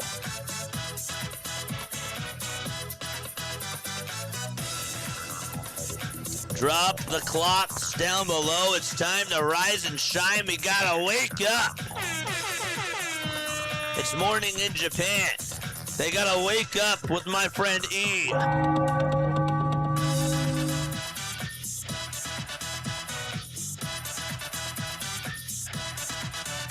Do not spoil the game.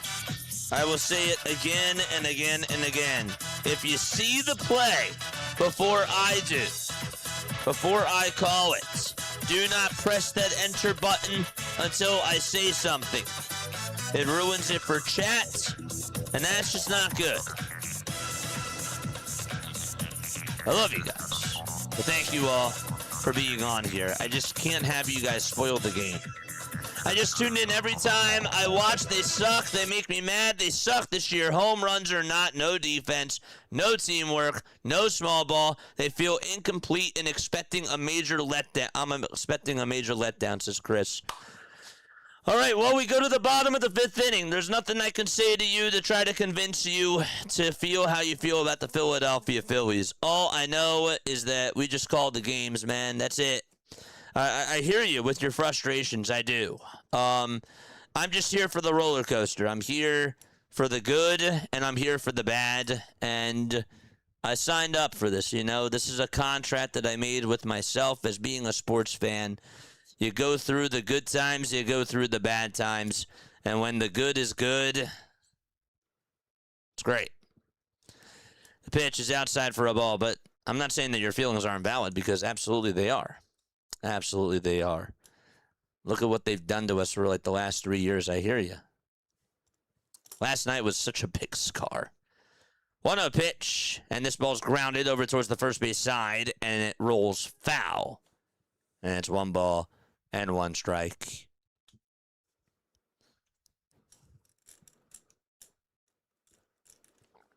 Two balls. Peter, I'm done.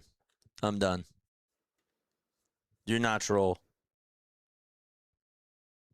1 ball, 1 strike. Lauer fires, and the pitch is down for ball 2.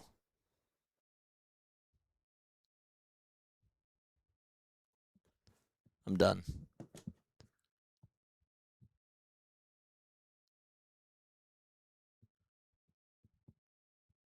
The 2-1 pitch to Brian De La Cruz. A fly ball hit out over towards deep center field. That ball's going back towards the track, towards the wall, and it is gone.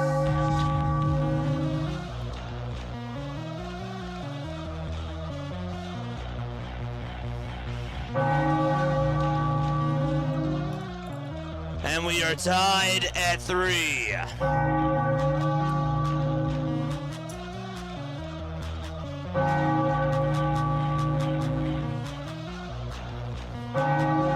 Let's go, Brian. Thanks, Peter, for spoiling the game. Appreciate you, buddy.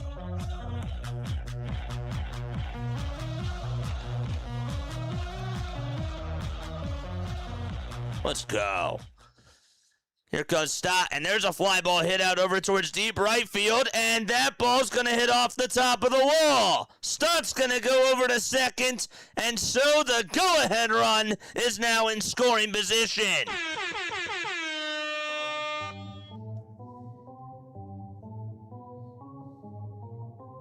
Let's go. Boy, do we love to see this. George! Nice. So Stott does get on with a double after Brian De La Cruz ties things up with a home run. Rafael Marchand is coming on up next. Do you bunt him over to third? What do you do? I would do it. Rafael Marchand hitting 106, 2 home runs, and 6 RBIs.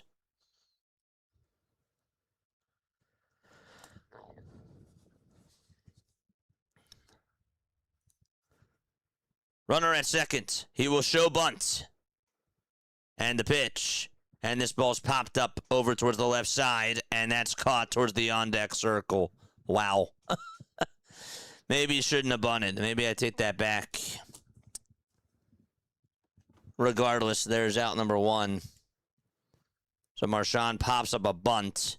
Could not even square it up well at all whatsoever. And there's one away. Up next is Trey Turner.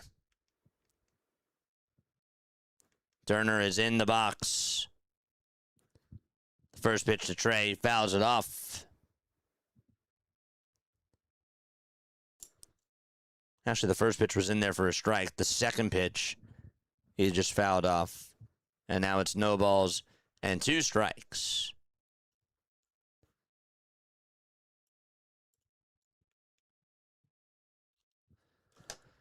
Nothing in 2 to Trey Turner. It just popped up that bunt. That's crazy. Lauer gets set.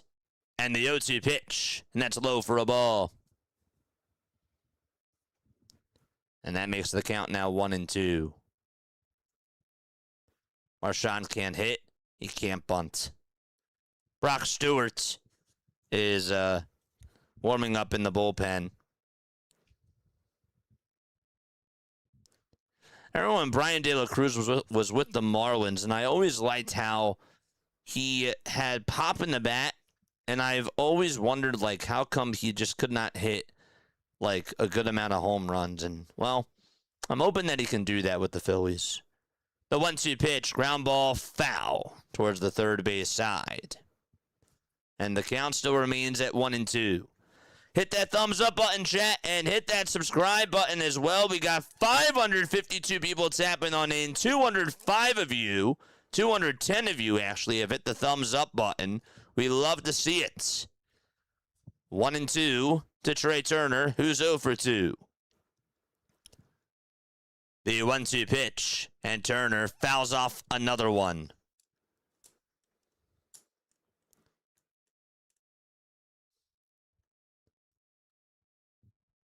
De La Cruz was called up yesterday by the Philadelphia Phillies. Phillies got him actually technically last year, I believe. Regardless, though, he's making his Phillies debut today.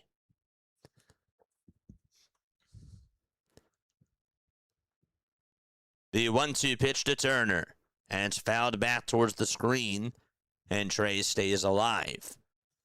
If you did subscribe to the channel on YouTube for the first time today, or if you did subscribe today, let me know who you are down below, and I will give you a shout-out. Hit the sub button. Let's get to 20,000, says Ernest. What's going on, Ernest? How you doing, buddy? 1 ball, 2 strikes. The 1-2 pitch to Turner, and he takes it low in the dirt for ball 2. Another curveball thrown by Eric Lauer. A 7-pitch at-bat to Turner. 4 of the pitches have been fouled off.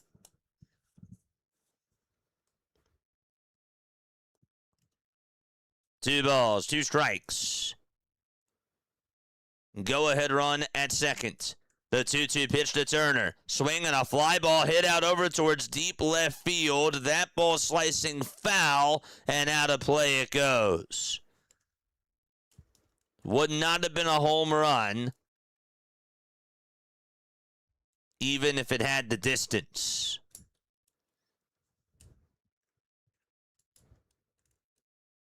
It did not have the, wouldn't have been a home run. Hit it deep, though. 2 balls, 2 strikes. Lauer kicks and fires again, and it's outside and high for ball 3. Went back to the fastball there. The count is full. Schwarber waits in the on-deck circle. Fans are clapping along. We're tied at 3. Runner at second. Bottom of the 5th. 1 out, and the count is full to Trey Turner, the former Dodger. The 3-2 pitch, and Turner fouls off another one and stays alive. That time he got a cutter. What an at-bat by Trey Turner. This is probably one of the longest at-bats he's had this season. 10 pitches in this AB. And pitch number 11 coming on up. He is grinding this one out. Lauer delivers from the stretch and actually looks to throw it back over to second. And he'll step off the mound. A curveball, a four-seamer, another curveball, four-seamer, changeup, four-seamer, curveball, slider, four-seamer, cutter has been the sequence. The 3-2 to Turner. Another foul ball. He swung up ball 4, but he tried to protect. And Stotts has to go back over to second base. He was running.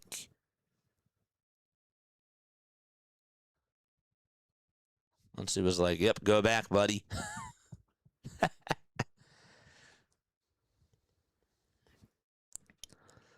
3 balls and 2 strikes. Lauer kicks and fires again, and Turner fouls off another one. The slider was inside, and it goes to the 4th deck out in left field. What a catch by that fan. He's like, yep, I caught it, and he gets high fives from about 4 different people around him. 12 pitches in this at-bat to Trey Turner. 8 of them have been fouled off.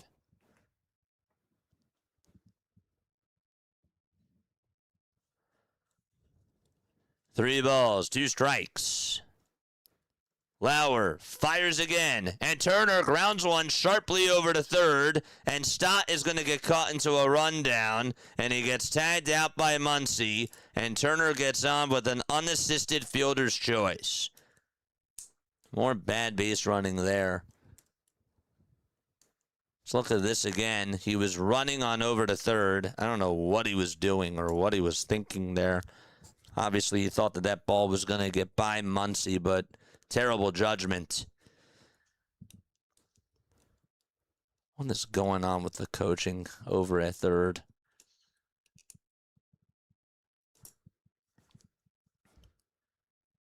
The pitch to Schwarber, and the ball was fouled away.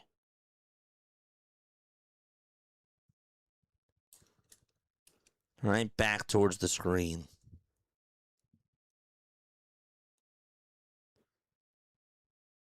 Fielder's choice 5 for Turner. The 0-1 pitch to Schwarber, and this time he pops this one up over towards the right side. Edman is on the grass, and he makes the grab for out number 3. The inning is over, but the Phillies do tie things up on a swing by Brian De La Cruz, his first home run of the season. And we go to the 6th inning, all tied at 3. All righty, chat. Still plenty of baseball left to go in this one. It is 8:15 p.m. Eastern Time. Don't forget that in the bottom of the 7th inning, we will have Phillies trivia. And we will ask you a trivia question. And hopefully you guys will get it right. That would be great.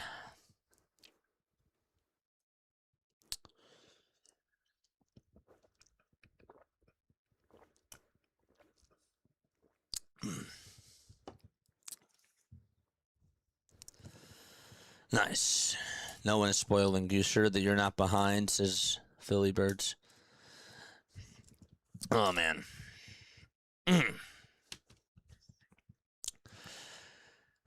Chat.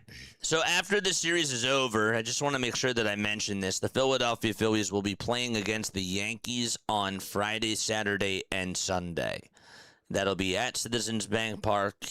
The pitching matchups for this weekend for those games are as follows. So against the Yankees, they will be facing Will Warren. They have Jesus Luzardo pitching on Friday. That game is actually going to be on Apple TV. Cam Schlittler is pitching on Saturday. The Phillies have not yet decided who's going to pitch against the Yankees then. And then on Sunday, it's Ryan Weathers going up against Christopher Sanchez. That game is on Sunday Night Baseball. So that is what the game is on Sunday night. So Phillies do not have an afternoon game at all this weekend, or as a matter of fact, this week. Since the game is also on Apple TV on Friday, please tell people about what we do. Please make sure that you guys spread the word and tell them that we do Phillies games no matter where they are aired on. We pay for these services. I want you guys to be able to spread this to your friends and family, especially if they can't watch the game. I think that sucks. I think that people should have some sort of coverage of the game. The pitch is fouled away. So, again, Friday's game is on Apple TV. Tell your friends and tell your family members about what we do. And to let us know, or let them know about us. The 0-1 pitch, ground ball hit over towards right field, and that's a base hit. Freeman's thinking 2. The throw to second is not in time. Freddie Freeman is able to get on with another double against Aaron Nola. And if you did subscribe to the channel again on YouTube, make sure that you guys comment down below. Again, if you're over on Twitch, if you're on TikTok, welcome aboard. Drop a hello as well. I would appreciate that. Nice. Excellent stuff, Scott. All right, so there's a leadoff double here in the top of the 6th inning. Noah's still pitching. He's still pitching, man. The pitch to Muncy. There's a fly ball hit out over towards deep left center field, and that ball is gone. And he hits a home run anyways off of Aaron Nola. He waves goodbye to that baseball. It's a 5-3 lead for the Dodgers. You've got to be kidding me. That's his 229th career home run with the Los Angeles Dodgers, and he does it against Aaron Nola. Just so easy for us to be able to read this. We saw this coming a mile away.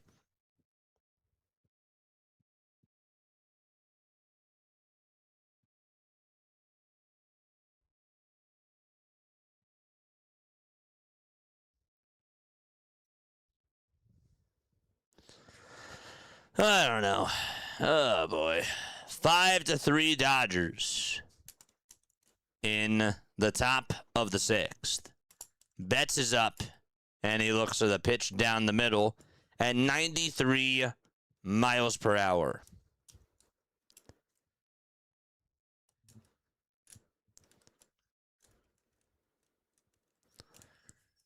No balls, 1 strike. The 0-1 pitch to Mookie Betts, and a foul ball.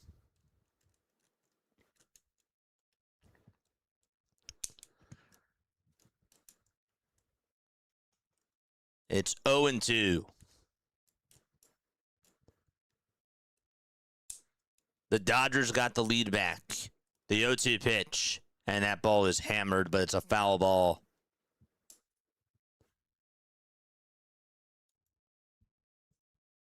Bohm hit a 2-run shot in the bottom of the first. Dalton Rushing hit a solo home run in the top of the third after Nola retired the first 8 batters that he faced. Then Rushing had a 2-run double in the top of the 5th. De La Cruz tied it up in the bottom of the 5th. And Muncy hit a go-ahead 2-run shot in the top of the 6th. The next pitch is fouled off again by Mookie Betts.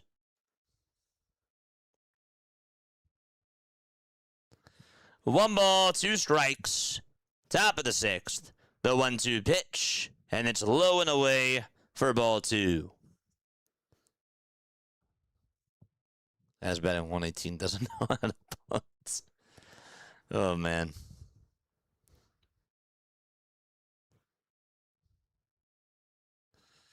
Two balls, 2 strikes. The 2-2 pitch. And another foul ball.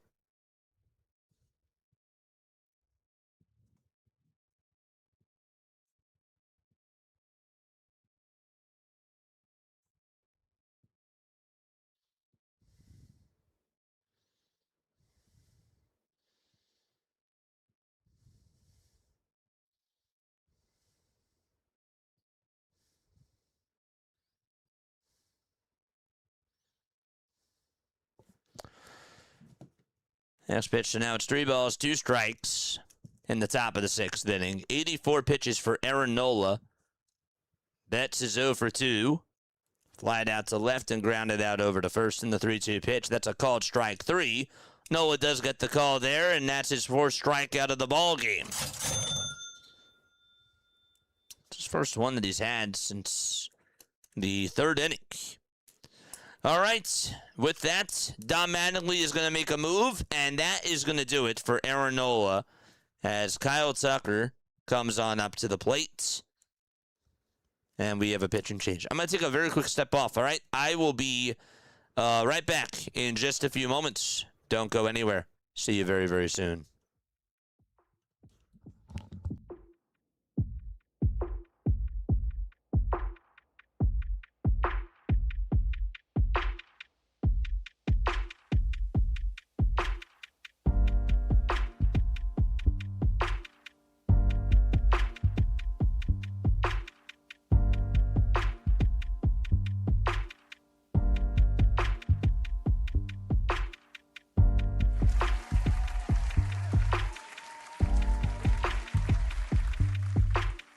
Told you before I let anyone in the 6th Nola.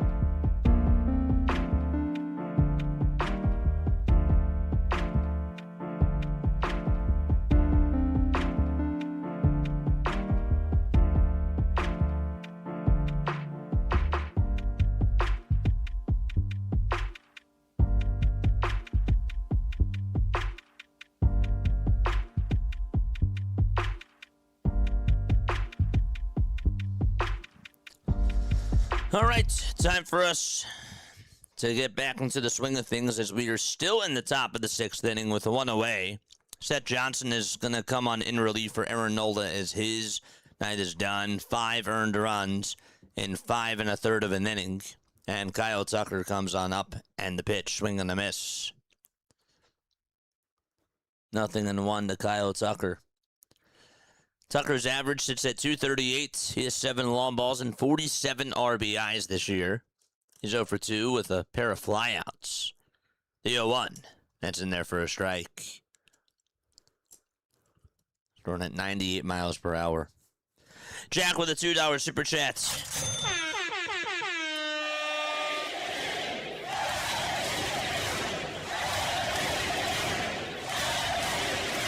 The 0-2 pitch, and that is called a ball, but this will be challenged by Rafael Marchand, and it should be overturned. We'll wait for ABS to confirm. And that is a called strike 3. And Johnson gets the second out of the inning. Told you before, I like anyone in the 6th than Aaron Nola. Yeah, well, I mean, this was the only reason why I say like take Aaron Nola out was because he had a bad 5th inning. Like, he was not doing well in the 5th inning, and I don't know, like, I just think that he should have been done after that. I don't know. That's the way that I look at it. The pitch, and that's taken for a called strike. The last time, though, like, he pitched well into the 6th, and that to me was a little bit different. But regardless, they should have taken him out earlier, before the inning started. And they should have had somebody warmed up. I said somebody needs to be stretching in the 5th inning because he was, again, like, you gotta prepare. You gotta prepare. And they just never can figure that out. The ball, 2 strikes, 2 outs, top of the 6th. It's a 5-3 lead for the Dodgers. The 0-2 pitch on the way, swing and a miss. He struck him out. We go to the bottom of the 6th inning. The Phillies are down by 2. Harper, Bohm, and Sosa are due on up to the plate for the Philadelphia Phillies. All right, let's go. Come on, baby. So Johnson does get himself 2 strikeouts to end the inning. And the Phillies have some work to do. We need pitching and we need it bad, says Nova. It's not even a question. It's not even a question. For those people that say that we need a right-handed bat, that's like the #1 priority. No, it's not the #1 priority.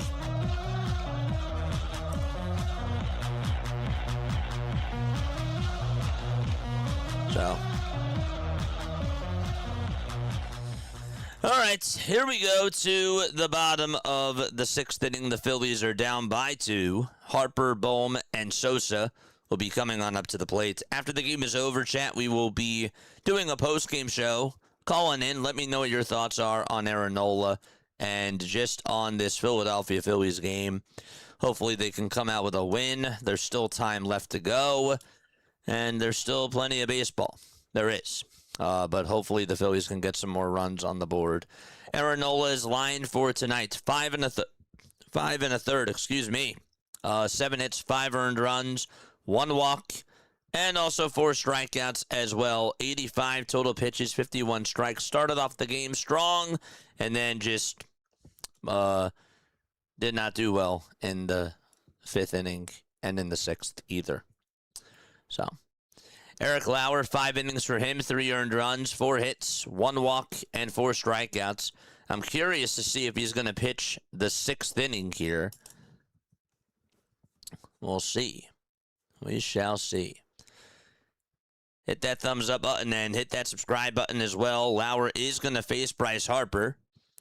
And the first pitch to Bryce is up high for a ball. That was thrown at 90 miles per hour.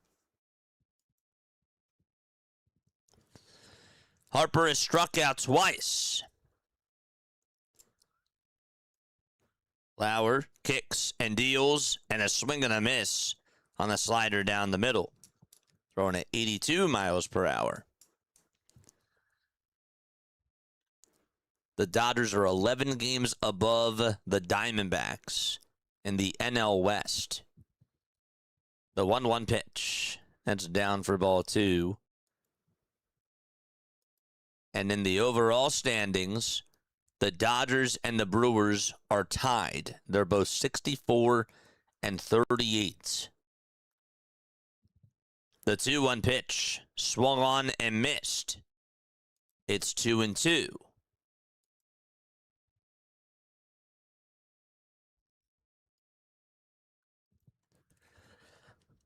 Lauer with pitch number 91.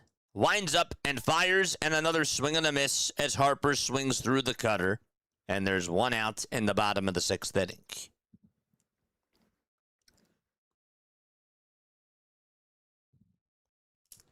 Come on, Bryce. It's Alec Boehm's turn. Boehm's been doing like most of the damage in this series, and we're going to have another pitch and change as Dave Roberts will make a move, and he will most likely go to a righty here. Coming on in, we'll let you know in just a little second. It'll be Brock Stewart. Okay, Brock Stewart is going to come on in. Other scores around Major League Baseball as we take a look around the majors. The Blue Jays and the Rays are tied 1-1. The Orioles are up 4-0 in Game 2 of their day-night doubleheader against the Boston Red Sox, who have won 15 games in a row. The White Sox are up 1-0 against the Texas Rangers. The Brewers did beat the Mets today by a score of 4-3. The Nationals won 8-0 against the Colorado Rockies. The Cardinals shut out the Angels 1-0 out in Anaheim. The Guardians lost at home. Or actually, they're down at home 7-4. Excuse me. They are in the bottom of the 5th. There's still plenty of time there. The Yankees and the Pirates are scoreless as they go to the top of the 7th in Game 2 of their day-night doubleheader. Pittsburgh took Game 1, and they won it by a score of 5-3. The Braves also have a 1-0 lead against the San Diego Padres. That game is in the bottom of the 4th inning, and there's runners at the corners with one out for Atlanta. The Cubs are tied at 1 apiece against the Tigers out at Wrigley Field. That is only in the top of the 2nd. The Marlins are playing against the Houston Astros. They are scoreless as they go to the 2nd inning over there. The Giants lost to the Royals 5-4 earlier today. The Diamondbacks punched the A's in the mouth, figuratively. 15-5 was the final score. And the Reds also won 5-3 against the Seattle Mariners out at T-Mobile Park. Phillies are down 5-3. Brock Stewart is going to face Alec Boehm. Stewart this year, 11 games, 3 holds, 2.31 earned run average as well, and 12 Ks. The first pitch to Boehm, and a called strike on the inside corner at the knees.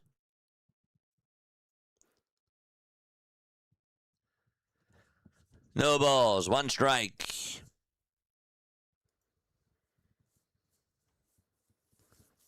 The 0-1 pitch to Boehm, swing and a miss. And it's 0-2 already. Keep smashing that thumbs up button and keep hitting that subscribe button as well. The 0-2 pitch to Boehm, and it's down in the way for a ball. The Phillies today are 0 for 2 with runners in scoring position. They've left 2 men on base. The Dodgers have left 2 men on base as well, and they are 2 for 5 with runners in scoring position. The 1-2 pitch to Boehm, and a line drive hit out over towards right field, and that is caught right in front of the track by Kyle Tucker. 2 away in the bottom of the 6th.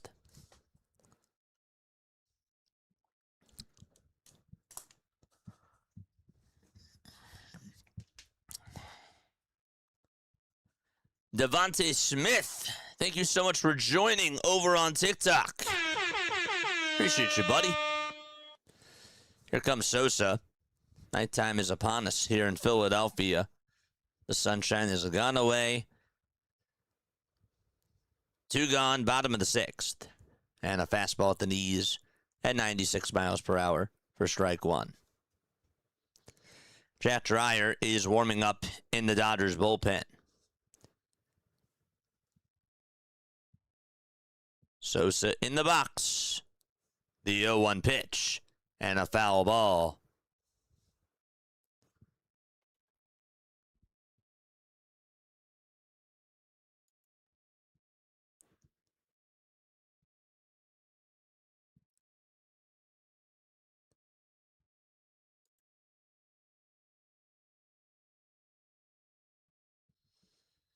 The 0-2 pitch. And Sosa flies one out over towards center field. Not deep at all. Pages comes jogging on in, and he will make the grab for the third and final out of the inning.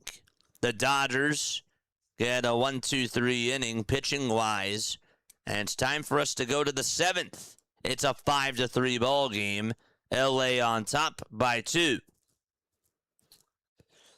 The Phillies this year, in the daytime, are 17-19. At night, they are 39-27. If they win tonight, they would be the 4th team in baseball to get 40 wins at night. No team in the American League has reached 40 night wins. The most night wins in the American League, that's the Tampa Bay Rays. They've won 37 games at night. That's pretty wild. The Dodgers are 49-28 at night. Now, obviously, granted, the Dodgers are going to play the most night games because it's the Dodgers. So I don't really count that. But the Brewers, 40 wins for them. The Braves, 42 for them. You know, the Dodgers have only played 25 day games. It's pretty wild. Oh, boy. Oh, I almost hate this team, says Tony. What's up, Tony? I haven't seen you on here in forever, man. It's so good to see you on here, though, dude. Hope all is well. Rally time, JJ. Not for this team. Hopefully that comes in the 7th inning. That would be awesome. 5-3 Dodgers. They put up 1 run in the 3rd, 2 in the 5th, and 2 in the 6th. The Phillies put up 2 runs in the 1st inning and 1 in the 5th. Johnson still pitching. He will face Tommy Edman, the switch hitter. And on the very first pitch, he'll smack a single out towards left center field. This will be cut off by Derek Hill. And the throw is going to be made over to second. And Tommy Edman gets on with a single up the middle. Okay. That is the 8th hit that the Phillies have allowed against the Dodgers.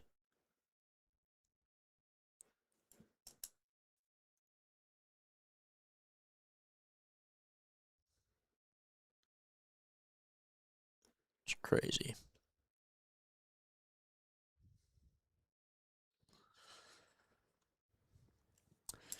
All right, top of the 7th, a runner over at first, and we will have another pitch and change. Is Christopher Sanchez eating a watermelon on camera? Did they just show Christopher Sanchez eating a watermelon? It's wild.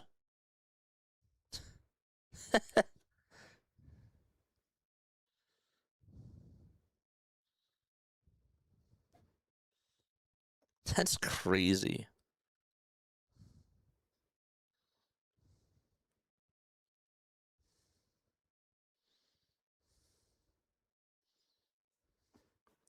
Just random stuff.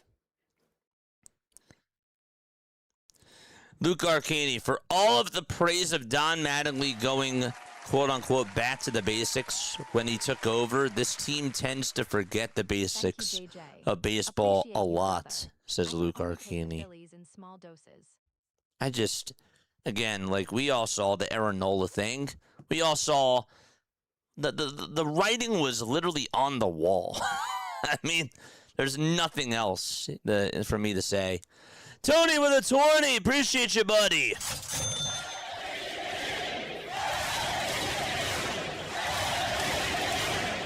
Appreciate you, man. A $20 super chat. Wow. Thank you, JJ. Appreciate you, brother. I can only take the Phillies in small doses. Well, I appreciate you, man. I've been missing you on here, and I'm happy to see you. I was actually starting to get a little bit concerned about you, my friend, but I'm happy that you're here, and I'm happy that you're doing well. Obviously, wish the Phillies could be doing better. I hear you loud and clear. You can only take the Phillies in doses. I understand. I completely understand.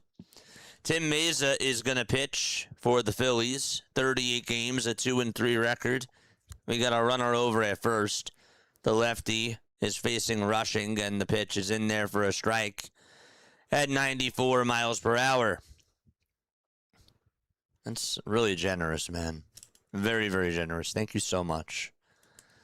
The 0-1 pitch. Down for a ball. And that makes the count 1 ball and 1 strike. 40,675 people in attendance during tonight's game. The 1-1 pitch. That's down for ball 2. Gotta stay hydrated. Yes, you do.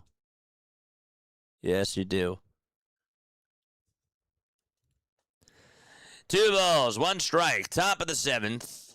Dalton rushing with 3 RBIs today. Takes the 2-1 off the plate and low for ball 3. Another sinker. Another fastball that Meza threw. 3 balls, 1 strike. The 3-1 pitch. And a line drive caught over at third by Bohm. Thank goodness he was just there at the right time. And there's out number 1. That ball was bulleted over to Bohm.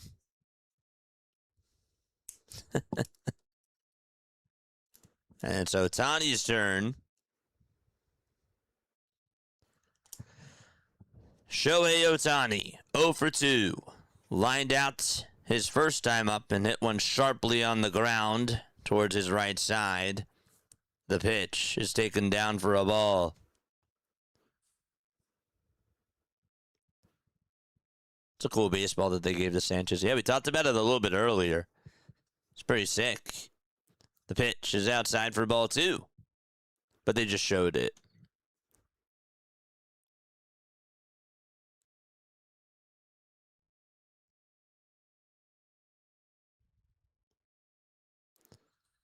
The 2-0 pitch. High bouncer, hit over towards shortstop. Turner takes it to the bag for 1. The throw to first, and that's a 6-3 double play. And we go to the bottom of the 7th inning. John, I appreciate you, buddy. I appreciate you very, very much. All right, I'm going to ask you a Philadelphia Phillies trivia question, and if you get it right, you will hear this. If you get it wrong, you will hear this. All right, but here's the trick, though. Before I ask the trivia question, I want you to give me a number from 1 to 100, and the first person that drops a number down below is going to be selected. Okay? Pick a number between 1 through 100, and the first person that writes the number is going to be selected for this question. That is how we're going to do things. So there's sort of a part A and a part B to this. 37. All right, so Larry got it first. I want you to name me a Phillies player that has worn the number 37. On your marks, get set, go.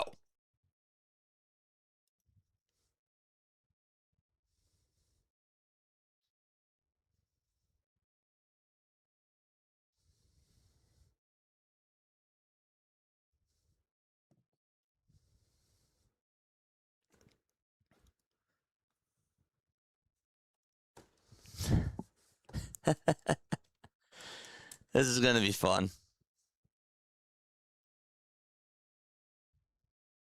This is going to be a lot of fun.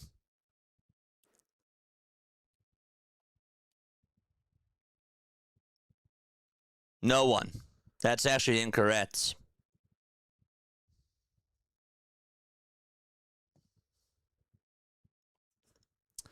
That's incorrect.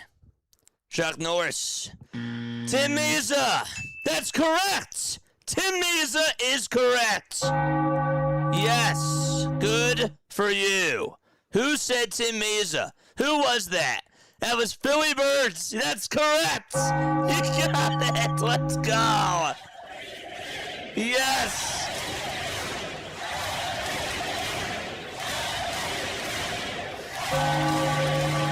That is pretty awesome. Riley Sandberg is also correct.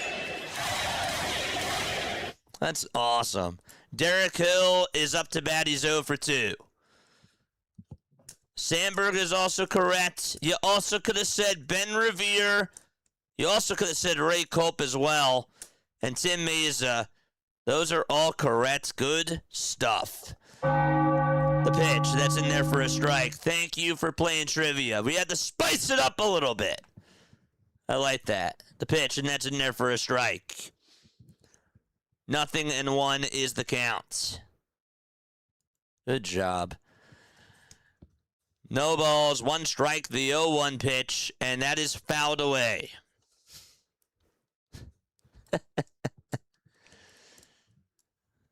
No balls and 2 strikes.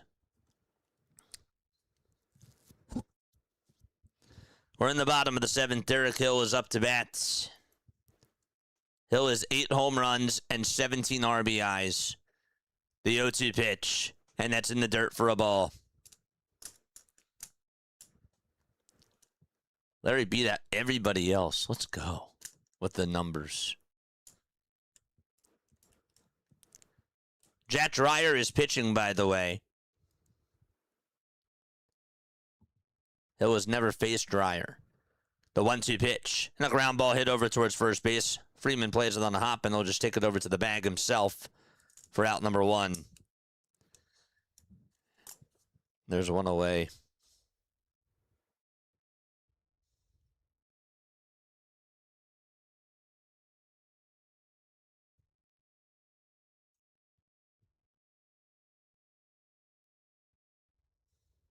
Odubel Herrera was also number 37. That is correct, too. Good stuff, chat. Brian De La Cruz is up to bat. 1 away, bottom of the 7th, and the pitch to Brian, and that's in there for a strike. It was a slider at the knees at 89 miles per hour.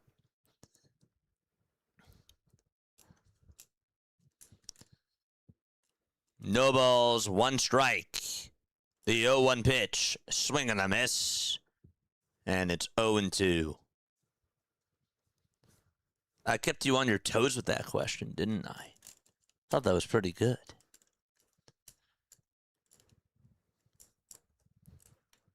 No balls and 2 strikes. Dreyer kicks and deals, and the 0-2 is high for a ball.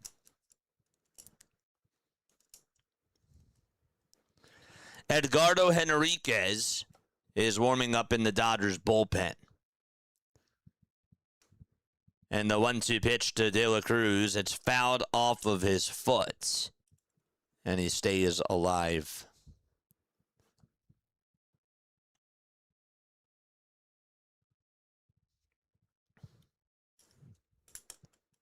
I'm just looking at all these numbers. It's funny.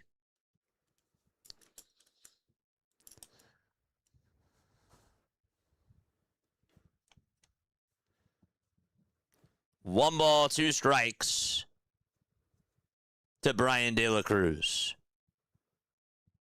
The 1-2 pitch, swing and a miss, and there is out number 2. Dreyer gets a strikeout, and there's 2 away. The Phillies' only hits today have come from the following players: Kyle Schwarber, Alec Boehm, Brian De La Cruz, and Bryson Stott. Boehm had a 2-run homer, and De La Cruz had a solo home run. The pitch is down for a ball to Bryson Stott.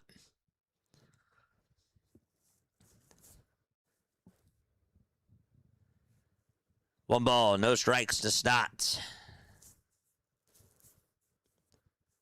The 1-0 pitch, and a called strike at the knees. It's 1-1. 5 seconds left on the pitch clock. After this, I do have to take a very quick step off. The 1-1 pitch. There's a line drive played on the bounce by Betts, and the throw on over to first is in plenty of time. And we're going to go to the 8th inning. Phillies are still down by 2 runs. It's a 5-3 game. I will be right back in just a few moments. Hit the thumbs up button and subscribe to the channel while we are in this break. Don't go anywhere.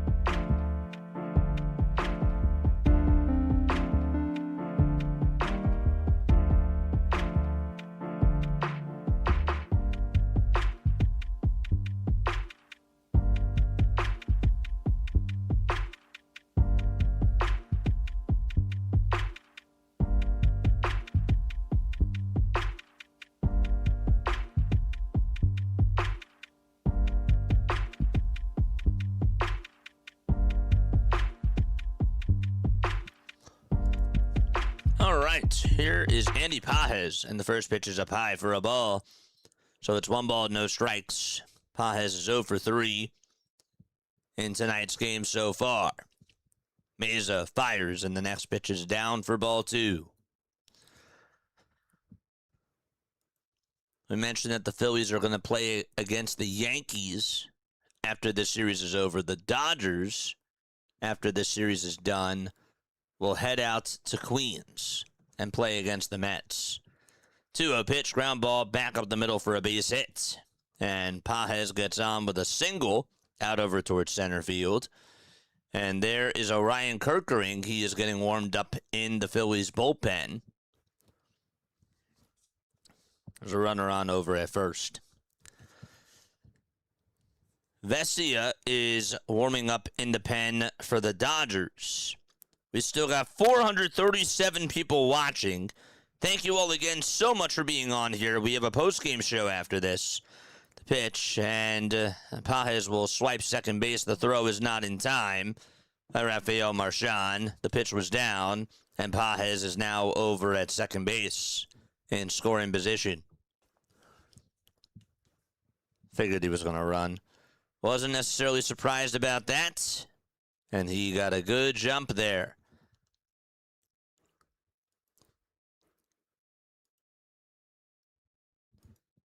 The 1-0 to Freeman, and it's inside for ball 2. For Pages, that is his 9th stolen base of the season. He's been caught stealing 6 times. The 2-0 delivery, and a called strike on the outside edge. It's 2 balls and 1 strike. They should just release Ruben and bring back Terrence's boot. Kerkering coming in. I'm prepared for a fundamental Eris's boot.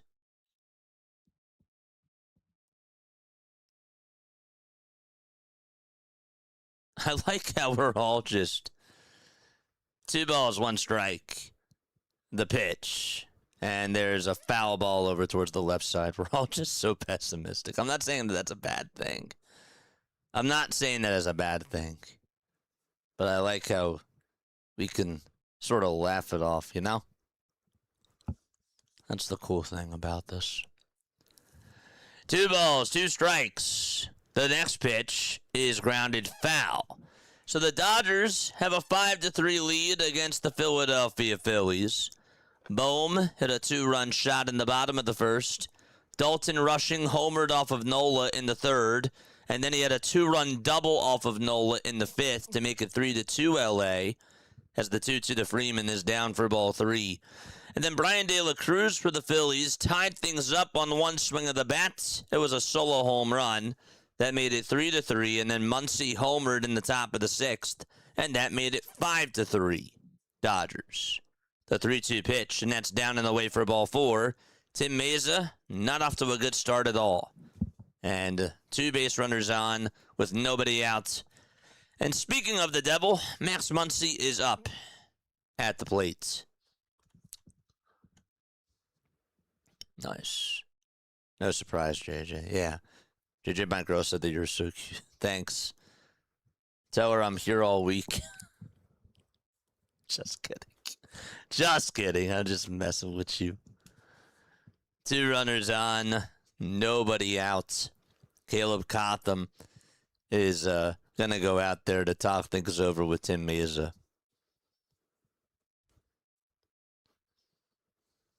I appreciate you guys for being on here, though. Darkest just before it really turns black, says Willie Shields. Okay, 2 runners on, nobody out. Hardcore says watch out for the double steal. 18 pitches for Tim Meza.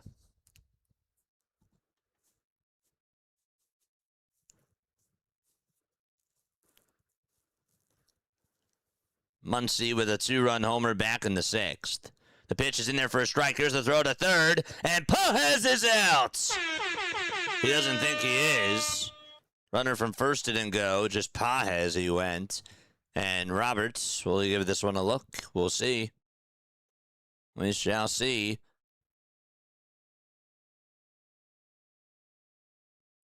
Looks like Pages is staying over at third base right now, so I assume, yep, okay, they're going to challenge.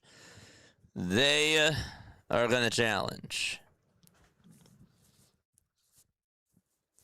Let's look at the replay here. They think that he got his foot in there. Marshawn made the throw over to third. He's safe. He's safe. Yeah, his foot's in there. Didn't come off, nothing. So this should be overturned. The Dodgers should win this challenge. Eric Backus was the third base umpire. He got in there. He is in. This should be quick. And so the call's going to be overturned. And that puts runners at first and third with nobody out. The count, by the way, is 0-1. And Freeman actually did go. Looked like that they didn't show him over at second base, at least not that I saw, but he's over at second base. Muncy is up to bat, and he pops it up.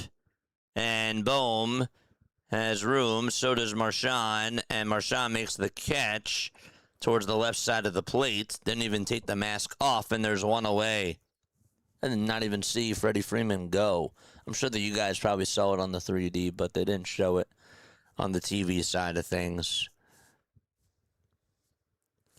Then again, like, why wouldn't he not go? I don't know. I don't know. Let's go. I'm hungry. I'm hungry. We're all hungry for a win. So 1 away, top of the 8th, and we're going to have a pitching change. And Tim Meza is done. Orion Kirkring is going to come on in with runners at second and third. I just don't trust anybody in this bullpen, man.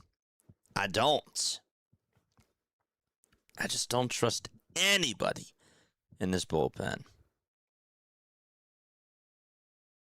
Except for Duran.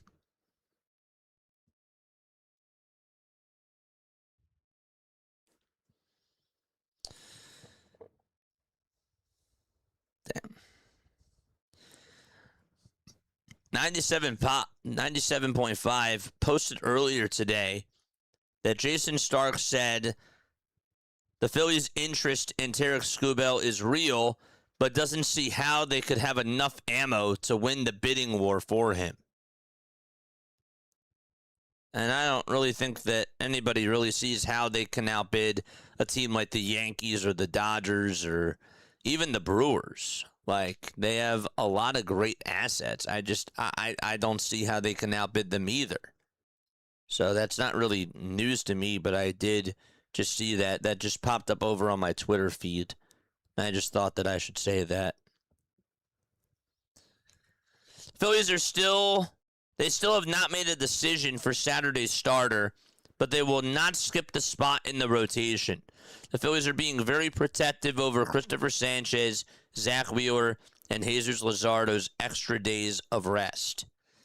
So, I don't know what that means. I just don't know what the heck that means. I don't.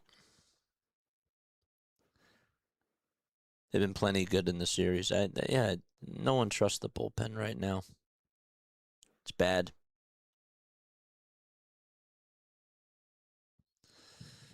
Orion gets set and deals, and the pitch is up high to Mookie Betts. Is that JC Money over on TikTok? What's up, buddy? I think he just left. Thanks for stopping by, though, buddy. 1 ball, no strikes to Betts. The pitch. And that's down and inside for ball 2.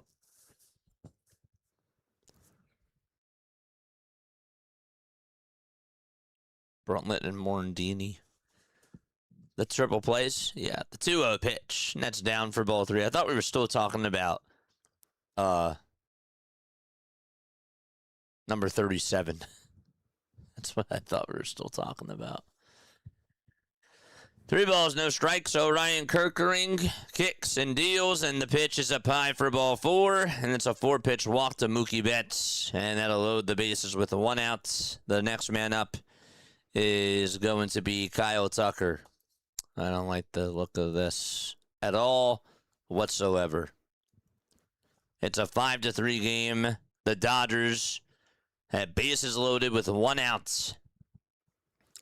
Betts at first, Freeman at second, Pages over at third. The pitch, and a called strike. The sweeper caught the outside edge. Orion Kerkering has a 2.33 earned run average, 43 strikeouts, and 38 2/3 of an inning. It's also given up 21 walks. The 0-1, it's up high for a ball. 25 hits, 10 earned runs. 10 holds as well. And 1 save. 1 ball, 1 strike. The 1-1 pitch. And Tucker flies 1 out over towards left center field. This should be deep enough to get the runner home. Derek Hill will make the catch. Pages sags up. The throw's drawn over towards short. And it's now a 6-3 lead for the Dodgers in the top of the 8th inning. And Kyle Tucker does get himself an RBI sacrifice fly. The run is charged to Tim Meza.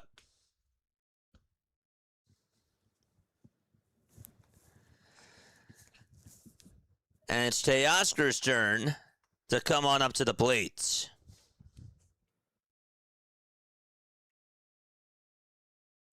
The pitch is down in the way for a ball. John Stolness, I just don't see any way this Phillies team is any different from the ones that preceded it. I just can't see them getting through October like this.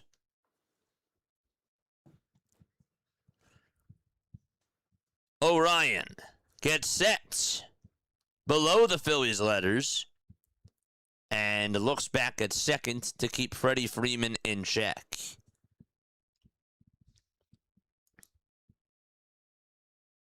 The 2, 3, and 4 hitters today for the Dodgers have 4 hits in 11 at-bats.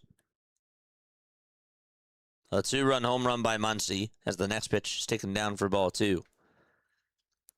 The 7, 8, and 9 hitters for the Dodgers today are 5 for 9. with 3 runs scored, 3 RBIs, and 1 home run. The 2-0 pitch, and that's low for ball 3. Can't even find the zone here. And it's 3 balls and no strikes.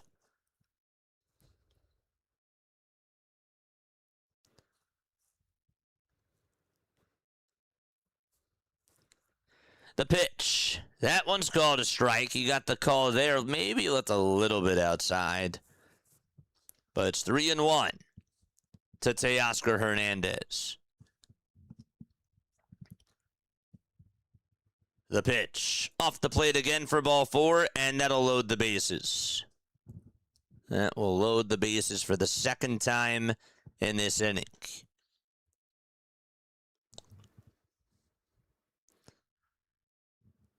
And it looks like Caleb Cotham's going to go out there to talk to Orion Kerkering. My question to you, chat, is this. With where this game is right now, who is the number 1 person to blame for this deficit? Is this Dave Dombrowski? Is this Aaron Nola? Is this Don Mattingly? Like, who is your number 1 person to blame? Is it the bullpen?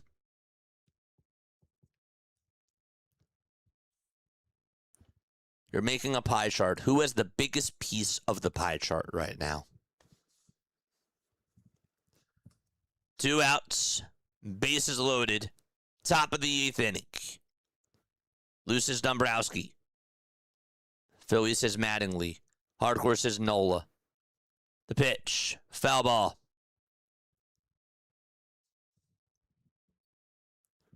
This game today.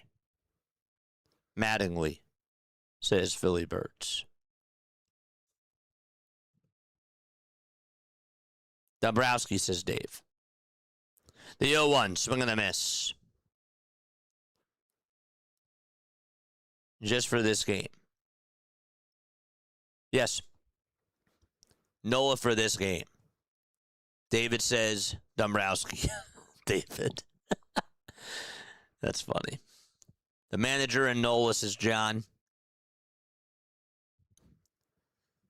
The 0-2 pitch. Outside and away for ball 1 to Tommy Edman.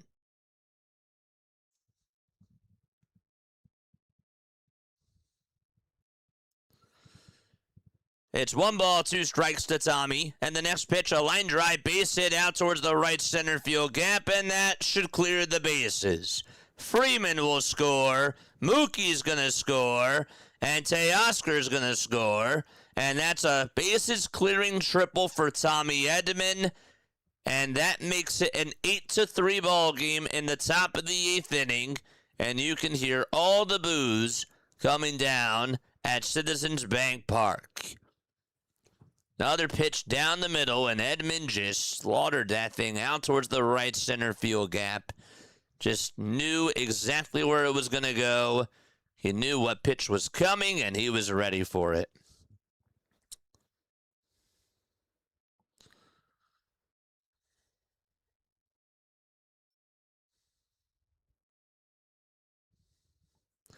The pitch to Dalton Rushing, and that's down for a ball. 1 ball, no strike. Stay on for this postgame show, by the way. The 1-0 pitch, and it's a foul ball again. Fans are filing for the exits. Not really a surprise. 1 ball, 1 strike. 10 seconds left on the pitch clock. And Orion's 1-1 pitch, and it's outside for ball 2. I changed my mind. It's Orion Kerkering. Oh, man. The 2-1 pitch. Check swing. Did he go? And they say, yes, he did. It's now 2-2. With that bases clearing triple for Tommy Edman, He drives in his 15th, his 16th, and 17 runs of the season. The 2-2 pitch. It's up high and away for ball 3. And the count is now full.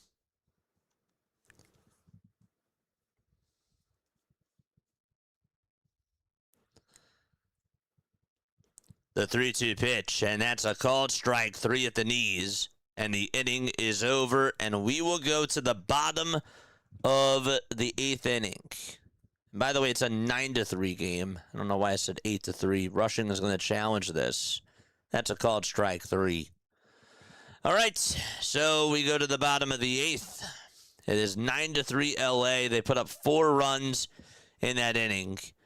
And so the Phillies have some work to do as they go to the bottom of the 8th, down by 6 with 6 outs left to play with. Folks, if you are new to my channel, my name is Jason Joseph. This is Play-by-Play with JJ. I appreciate you guys for staying on here. I know that this is obviously a frustrating game, and we will obviously break everything down. I still want to hear from you guys. I want you guys to call in. You can even, leave a voicemail message right now and just let me know how you feel about this team. Scream all you want. I will play your voicemail messages on here. I will definitely do that, as long as you just keep it clean. Do not curse. That's all I ask. You can't curse. That's it. Leave your voicemail messages or calling in after the game. If you guys want to talk to me live, you can. But yeah, we go on for every Phillies game, regardless if they win or lose. We're here during the highs. We're here during the lows. That's just how we roll. I call the games. That's what I do. And obviously, I like to give everybody a platform to come on in and voice their opinions on stuff. We had a lot of awesome phone calls yesterday. I hope that tonight we can get the same sort of a thing. But this one is pretty bad. Not a fun one at all. All right, time for us to go to the bottom of the 8th inning. Rafael Marchand will lead things off. It'll be 9, 1, and 2 that are due up in the batting order.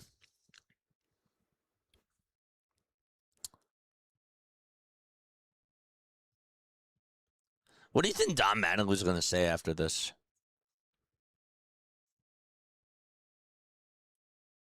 What do you think Don Mattingly is even going to say after this? Looks like Will Klein is going to step on in for the Dodgers. 33 games, a 3-4 record, a 2.58 ERA. Still 6 outs left to go for the Philadelphia Phillies. And Rafael Marchand is up. Trey Turner home run plus 500 prop still. Marchand's 0 for 2. He lined out and fouled out. The pitch. That's taken for a ball. Just a bit outside. Once again, Tony, thank you so much for the $20 super chat. Jack, thank you for the 2. The pitch. Swing and the miss. He's going to say, yeah, all of his guys had good stuff. Oh, my gosh. 1 ball, 1 strike.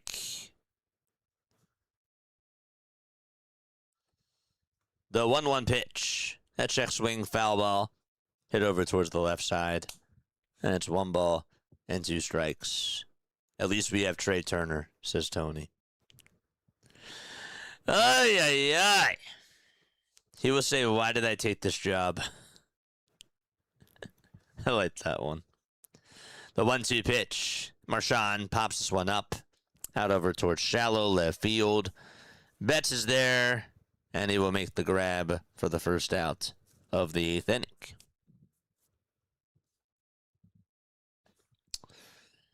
Oh, man. I just don't get it, chat. I don't understand why they played this way against the Dodgers. They are like their kryptonite. The pitch. That's in there for a strike.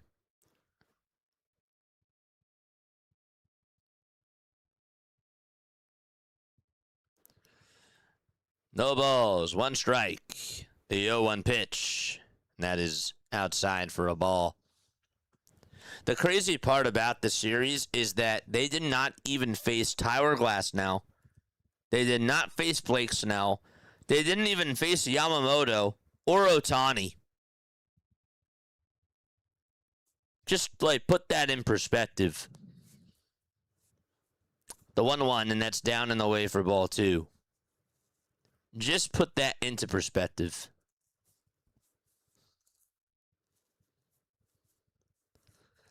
Alex McFarland is going to pitch the 9th inning. I'm actually really curious to see how he does.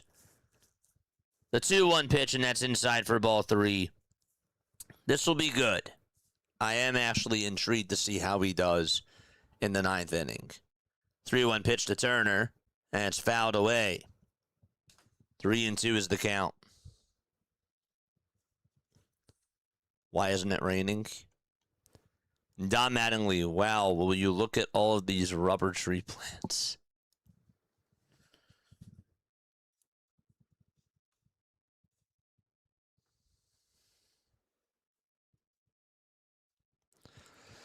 Three balls, 2 strikes, the 3-2 pitch, and that's up high and inside for ball 4. The fact that the Dodgers didn't even put out any of their top 4 pitchers and the Philadelphia Phillies have looked like this in the series, that is atrocious. That makes me want to vomit. It really does. It makes me sick.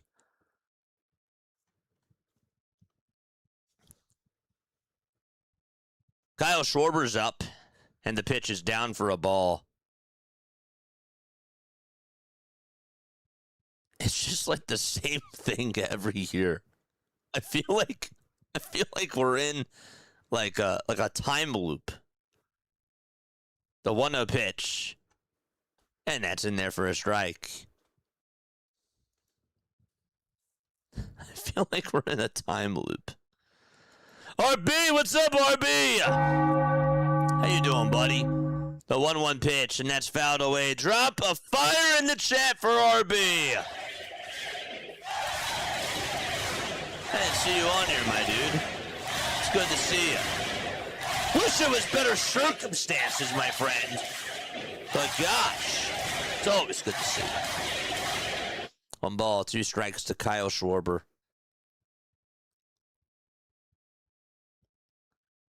The 1-2 pitch, and that's low for ball 2. I mean, not even a right-handed bat can fix everything right now. Not even a right-handed bat. They just have so many problems, dude. The 2-2 pitch, and that's outside for ball 3. But regardless, again, whether they win or lose, whether they're hot or they're cold, we're always on. That's just how we roll. But we got to call it like it is. They did. As a matter of fact, they won every game in the regular season last year against the Dodgers. The 3-2 pitch, and that's a foul ball. Cam Schlittler for Aaron Nola and Trey Turner before the trade deadline. The Yankees will certainly do that. He's coming to town on Saturday. Don't let him leave. It is. It's literally Groundhog's Day, Eagles fan. It is. It's literally Groundhog's Day.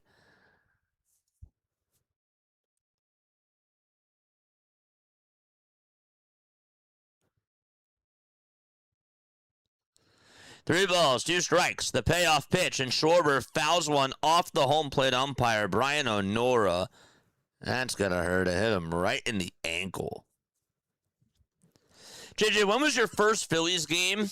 And who did they play? Honest and to the point. My first game that I went to was at the Vet. I don't remember which game or who they played then, but I do have a little memory of the Vet. My first game that I saw, the 3-2 pitch to Schwarber, swing and a miss. He strikes out at a pitch that was high, and it was outside. And Klein gets a strikeout. That was ball 4. And he shakes his head and he goes back to the dugout. And there's out number 2. Gosh. Just not anticipating that pitch. But back to your question, my first, at-bat that I fully remember, being glued to the TV on was Ryan Howard's at-bat, and that was against the Braves. The pitch, swing and a miss. Howard had, 2 homers in that game against the Braves in 06. I'm pretty sure it was the Braves. I just remember he had 2 home runs. No balls, 1 strike, and the pitch to Harper, swing and a miss, and that was in the dirt. That was a curveball that was in the dirt, and he didn't even fully swing at it. He was like playing whack-a-mole.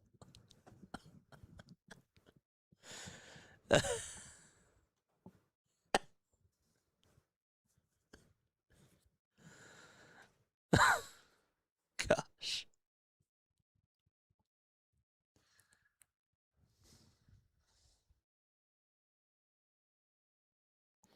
The 0-2 pitch, and that is up high and away for a ball.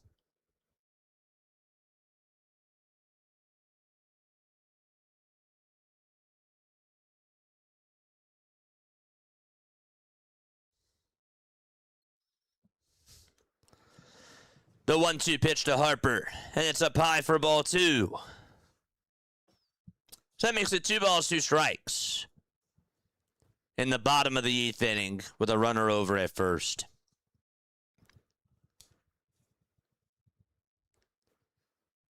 Klein gets set and fires, and the 2-2 is high for ball 3.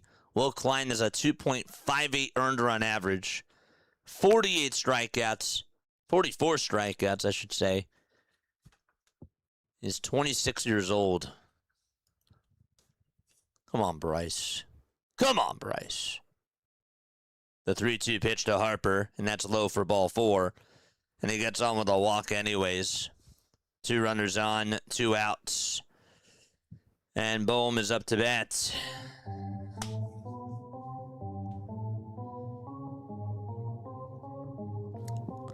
Bohm had a 2-run shot in the first inning.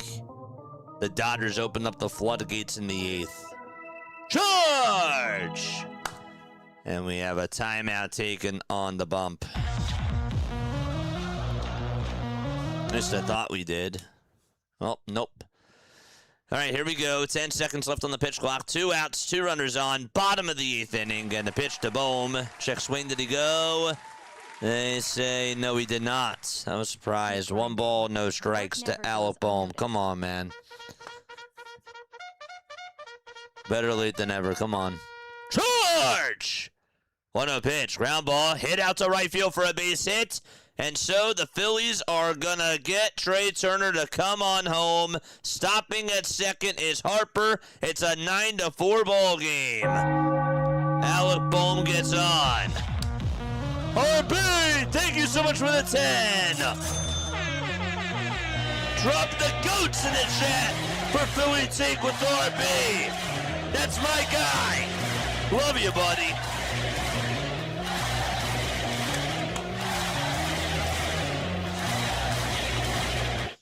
Let's go. All right, so we have runners over at first and second. Is it too good to be true? Is it too good to be true? Thank you so much, RB. Love you, buddy. MVPs for RB, baby. Let's go! And the goats. We love it.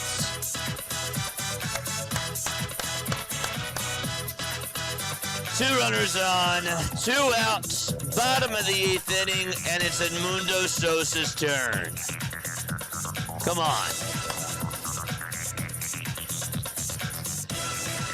Here comes Sosa to the plate. 2 outs, 2 runners on. Klein fires. Ground ball hit over towards second. The sliding stop by Edman. The throw to first is in time, and the inning is over. And here we go to the 9th inning. We get to see Alex McFarland pitch for the Philadelphia Phillies. Obviously, we want to see what he has. Wish it was better circumstances, though. And it's time for us to go to the 9th. If you're still here, let us know where you guys are tapping on in from. Where are we tuning on in from? Let us know down below. The work never goes unnoticed, says RB. Keep grinding. I love you so much, buddy. You're the man. You really are. Nothing but mad love and respect to you, man. Brothers for the rest of our lives. Let's go. Where are we tapping on in from? Where are we tuning on in from, man? Let us know down below. Dude, that was so nice. You didn't even have to do that, man. I really appreciate you. We got Texas in the chat. We love Texas. Nice. Clearwater tonight, says the hot corner. Glenside, Pennsylvania, says Tiffany. What's going on, Tip? As always, good to see ya. Jack still tapping on in from Alamo City. Nice. What's up, Justin? Sonic from Norfolk, Virginia. Now this feeling I'm watching in hell. I hear you, man. I hear you. I'm happy that we get to at least experience this together, though. And it's always good to see you, my guy. It is. Bethlehem, Pennsylvania. We love the sound of that. Near Parks Casino. Oh, wait, that's been Salem. My bad. A little bit different. A little bit different. But Bethlehem, that's awesome. Atlanta, says 224. Kyron from Voorhees, New Jersey. What's up, Kai?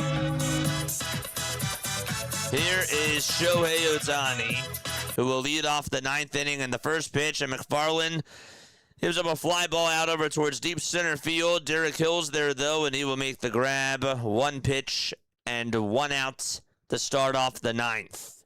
Appreciate you, my friend. Very good to see you.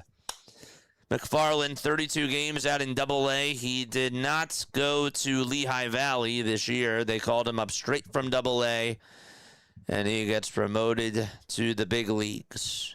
Got called up a couple of days ago, and the Phillies are using him for the first time. We got to see how he does. This is important. Andy Pajes is up, and the pitch is outside for a ball. A sinker at 100 miles per hour. The thing about McFarland that I wanted to make sure that I mention, as I pull it up here, as the pitch is fouled away, his sinker reaches up to 102. Like, this guy just fires. He is 6 feet 3 inches tall, 215 pounds. Marky Brantley, thank you so much for the sub over on YouTube. I really appreciate it. The 1-1 pitch, and that's taken inside for ball 2. Born in Philly, went to Lincoln High School. Now I'm in Palm Harbor, Florida. Nice. We love it. 6 feet 3 inches tall, 215 pounds. Rafael Marchand is going to come on out of the game. Really? The trainer is checking up on him, and Marchand is going to come on out. Huh.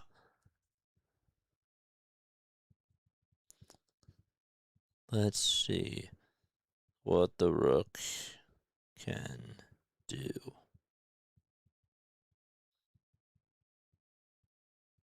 Well, that stinks because Garrett Stubbs is on the IL. That really just puts a dent into things.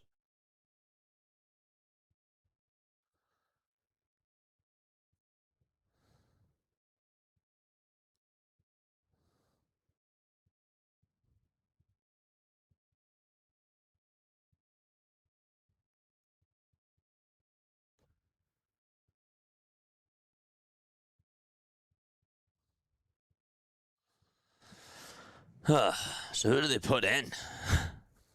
Who do they even put in right now? He just came on out of the game. I don't even know what the heck just happened. JT is going to have to put up. He's going to have to come on in. JT is going to have to come on in right now because they don't have anybody else. Huh. They don't have anybody else.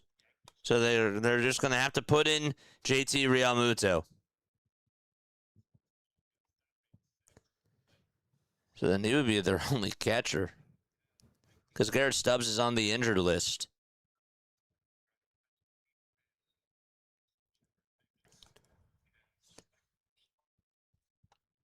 Phillies are off tomorrow. The off day, honestly, could not have come at a better time. Then they play the Yankees on Friday, Saturday, and Sunday. They're all night games. JT is going to come on into the game.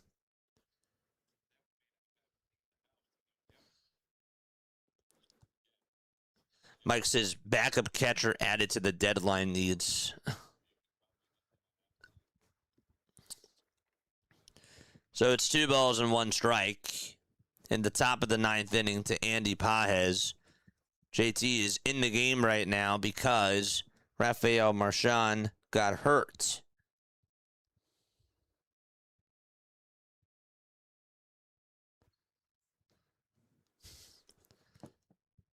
Andy Pages is up. The 2-1 pitch. Ground ball hit off the glove of McFarland, and it's barehanded by Stott. The throw to first base, and Pages is called out. And there's 2 away. Nice play by Stott. Played it excellently on the bare hand. And there's 2 gone. I do like the idea of a penalty boxes, though. Last thing we need is Schwarber breaking a hand in a foul ball, which would happen with our luck if he's catching. What you put? Yeah, let's just put Bryce Harper back at catcher. 2 outs, top of the 9th. The pitch is down for a ball. 101 miles per hour. Thrown by McFarland. The 1-0 pitch. And it's outside for ball 2 at 100 miles per hour.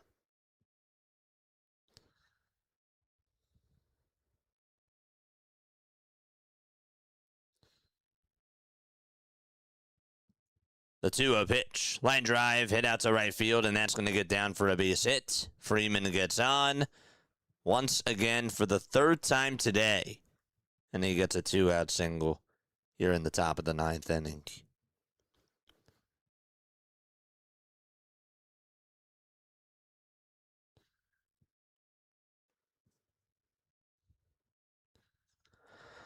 Ay, ay.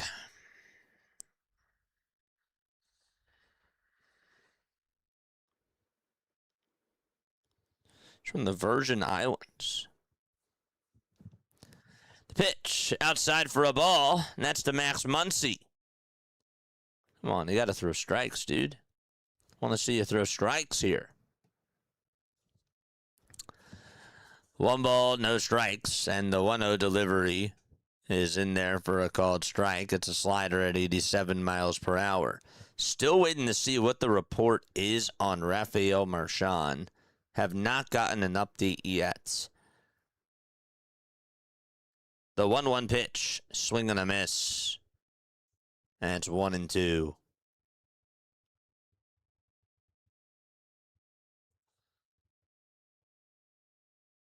Marchand exited the game. JT has to catch now.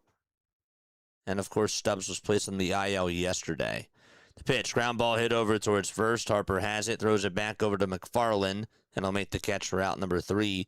And we're going to go to the bottom of the 9th inning. Phillies are down by 5. Derek Hill, Brian De La Cruz, and Bryson Stott are going to come on up to the plate. Rafael was limping off the field. JT put on his gear. Marchand was having trouble going down the steps. That's what Luke Arcani said. That's not good. That's really not good. Got to keep our eye on that, of course, too, as if the night could not get any worse.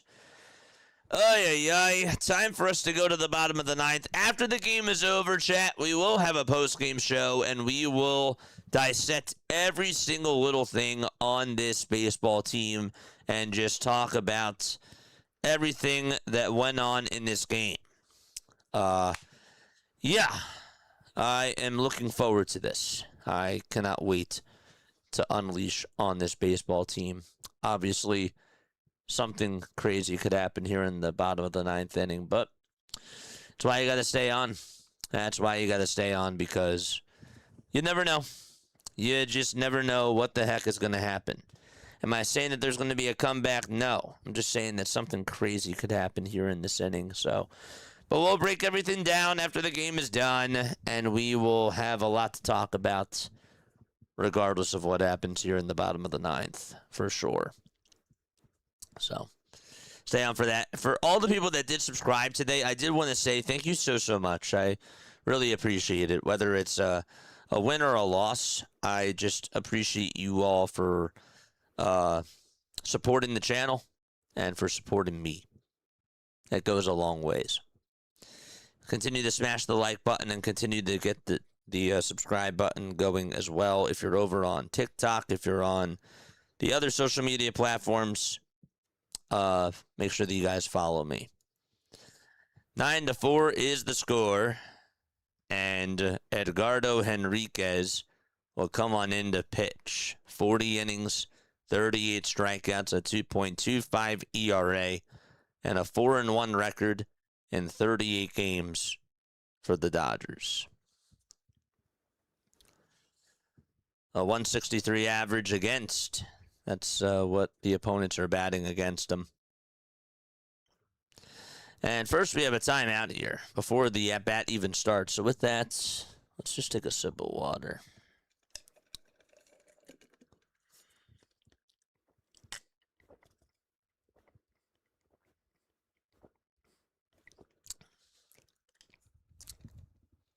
Good. Did the Pirates win? Or no? The Braves are winning. They're up 3-1. Great. The Yankees shut out the Pirates. Okay. Here comes Gabriel Rincones Jr. and the first pitch. And Rincones fouls it off of the umpire again. That got him right on the hand. That has got to hurt. Oh, that has got to hurt. He's just going to hand him the ball, and the Phillies trainer's going to go out there. He is in pain. Really. We've seen everything happen in this game. That ball took a bounce into the dirt, and the home plate umpire got hit right in the finger. Everything. We're taking umpires out. Like, Rafael Marchand has to leave the game. Now the umpire gets hurt. Like, what's next? We see Bryce Harper play whack-a-mole on a pitch. This game is just crazy.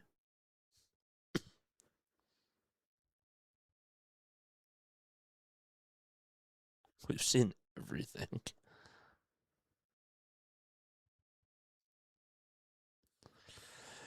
Oh, boy. No balls, one strike to Gabriel Rincones Jr. And they're still checking up on the home plate umpire, Brian Onora. Says that he's okay, and he is going to go right back behind the plate. No balls and one strike to Gabriel Rincones Jr. It's just wild. This has been crazy. No balls, one strike to Gabriel Rincones Jr. Henriquez gets set at the Dodgers letters. And the 0-1 pitch. And it's outside for a ball.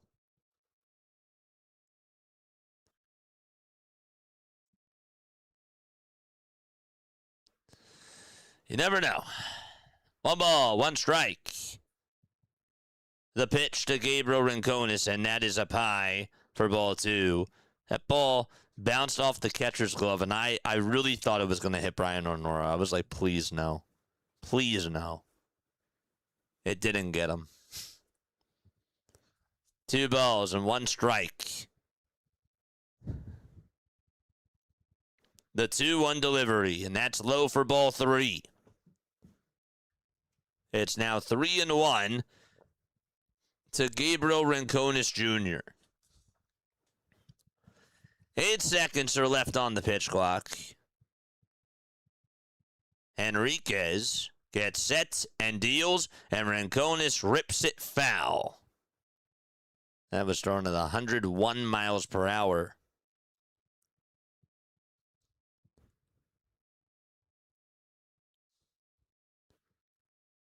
It's still a full count.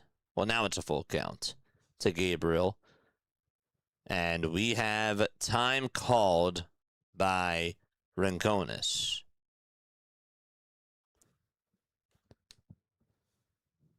6, 7, and 8 are due up in this inning, so Rincones is up. He's batter number 6, the 3-2 pitch, and Rincones fouls off another one that was thrown at 103 miles per hour. The count still remains full. 3 balls, 2 strikes.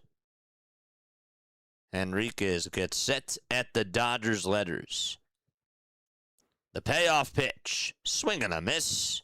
The cutter was inside, and Gabriel Rincones Jr. is down, swinging on strikes. Got a slider there. Really was a cutter. And Rincones just could not time it up well at all. Here comes Brandon Marsh to the plate. 1 out, bottom of the 9th. The pitch to Marsh outside for a ball at 101 miles per hour.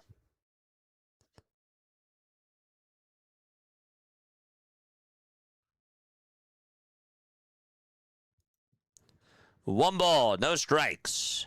The 1-0 pitch and a foul ball. The cutter was low, and he fouled it off anyways. Marsh is hitting .290 with 16 home runs and 47 RBIs. 1 ball, 1 strike to Brandon Marsh. Henriquez gets set. The 1-1 pitch, and it's a called strike 2. It's a cutter at 94 miles per hour. Diamondbacks scored 15 runs, so you never know. You don't. You don't. Henriquez fires, and it's high for ball 2. I appreciate you guys, man. I really do. It means the world. I am just really looking forward to this post-game show. 2 balls, 2 strikes. The 2-2 pitch to Brandon Marsh. Ground ball, base hit out to right field. He gets on with a 1-out single.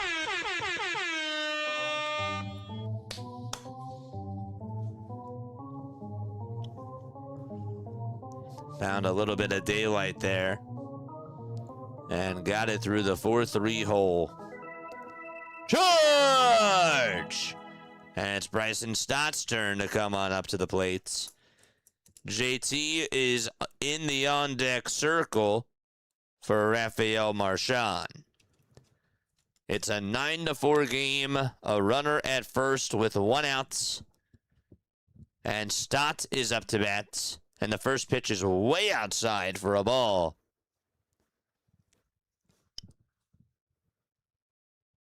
One ball and no strikes to Bryson Stott.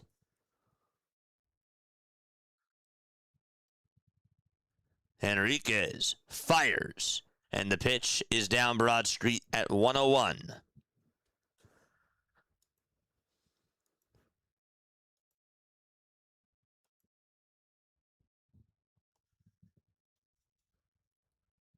Marsh at first. Stott up to bat. Bottom of the 9th. 1 away. Henriquez gets the signs, and Stott's pitch. Fly ball hit out over towards right center field. Not that deep. Pages is there. He'll make the grab. And there's 2 away, and the Phillies are down to their final outs. Okay.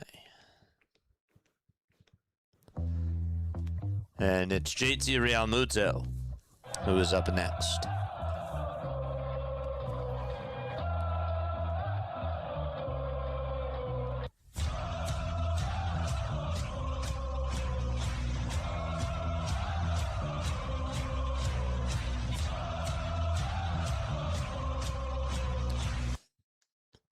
2 outs, bottom of the 9th. The pitch to JT. It's up high for a ball. At 102, and Marsh does advance to second on the defensive indifference. It's 1 ball and no strikes.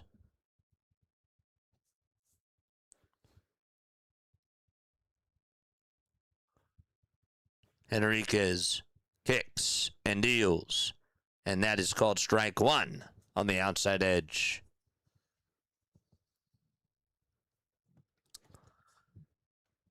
One ball, 1 strike to JT.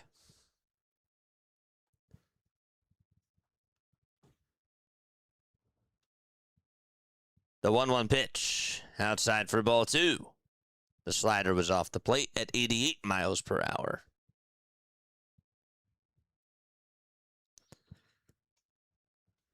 I'm so happy that they have an off day tomorrow. It's a good day for them to hit the reset button. 2 balls, 1 strike to JT. The pitch, line drive, base hit out to left field over the glove of Betts. And Marsh is going to be waved home. It's a 9-5 ball game. An RBI single by Real Muto.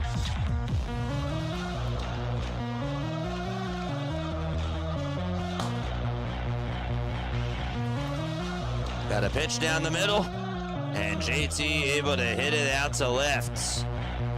Betts just could not reach it.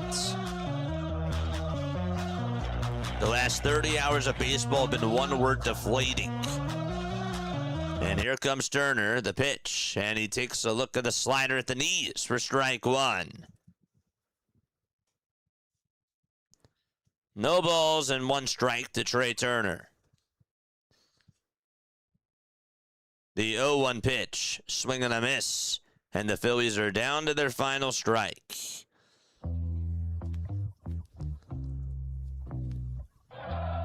Oh, and 2 is the count to Turner.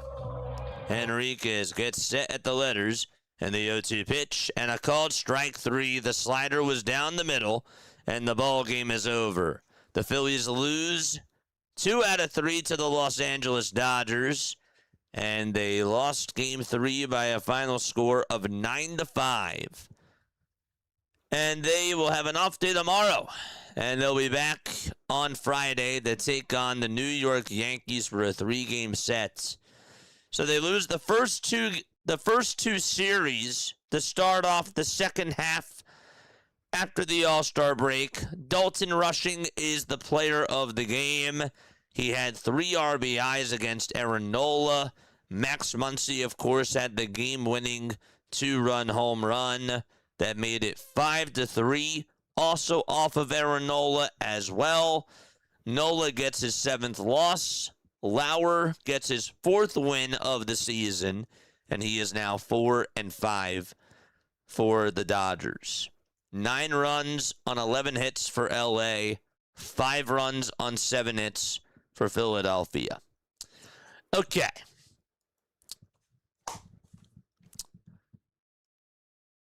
I will come back on in 5 minutes, and you will hear a lot out of my voice, and you will probably hear a lot of frustration.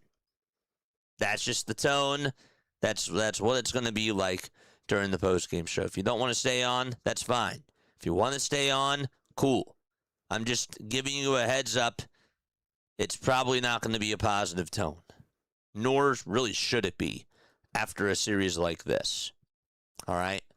So grab your popcorn if you're going to stay on. Fasten your seatbelts. And I will be back on in 5 minutes. All right? We will also be taking phone calls after our whole soliloquy, and we will break everything on down. So if you guys want to call in into the show, you can. If you don't want to talk to me live because it's going to be like another 20 minutes or so, just leave me a voicemail message. Leave me a voicemail message, and I will play them on the air when we come back. But I'll see you all in 5, and we will get started with this disaster of a series. All right, see you soon. Don't go anywhere. Bye.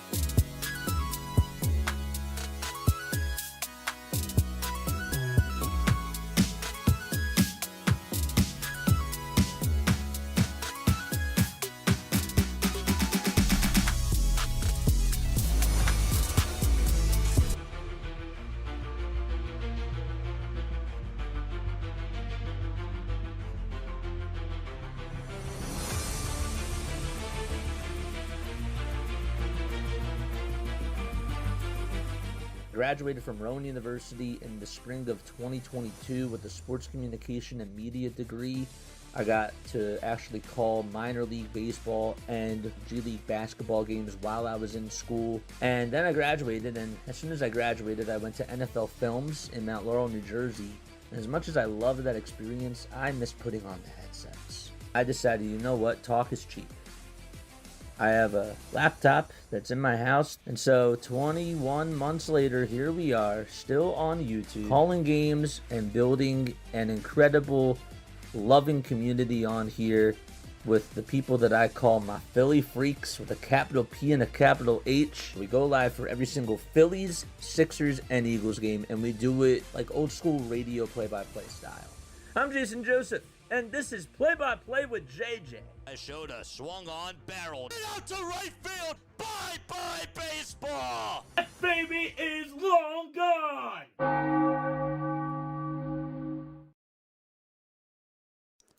I have a blank look on my face, and that's because I'm absolutely disgusted with what this Philadelphia Phillies team did in this series against the Los Angeles Dodgers. Before I break it down any further, and before you hear this rage, this fire in me, hit the thumbs up button, hit the subscribe button as well. We will be taking phone calls. Welcome on into the Phillies post-game show here on Play-by-Play with JJ. This is what we do after every single game. We do pre-game shows, we do live game coverage, and we do post-game shows after every single Phillies game.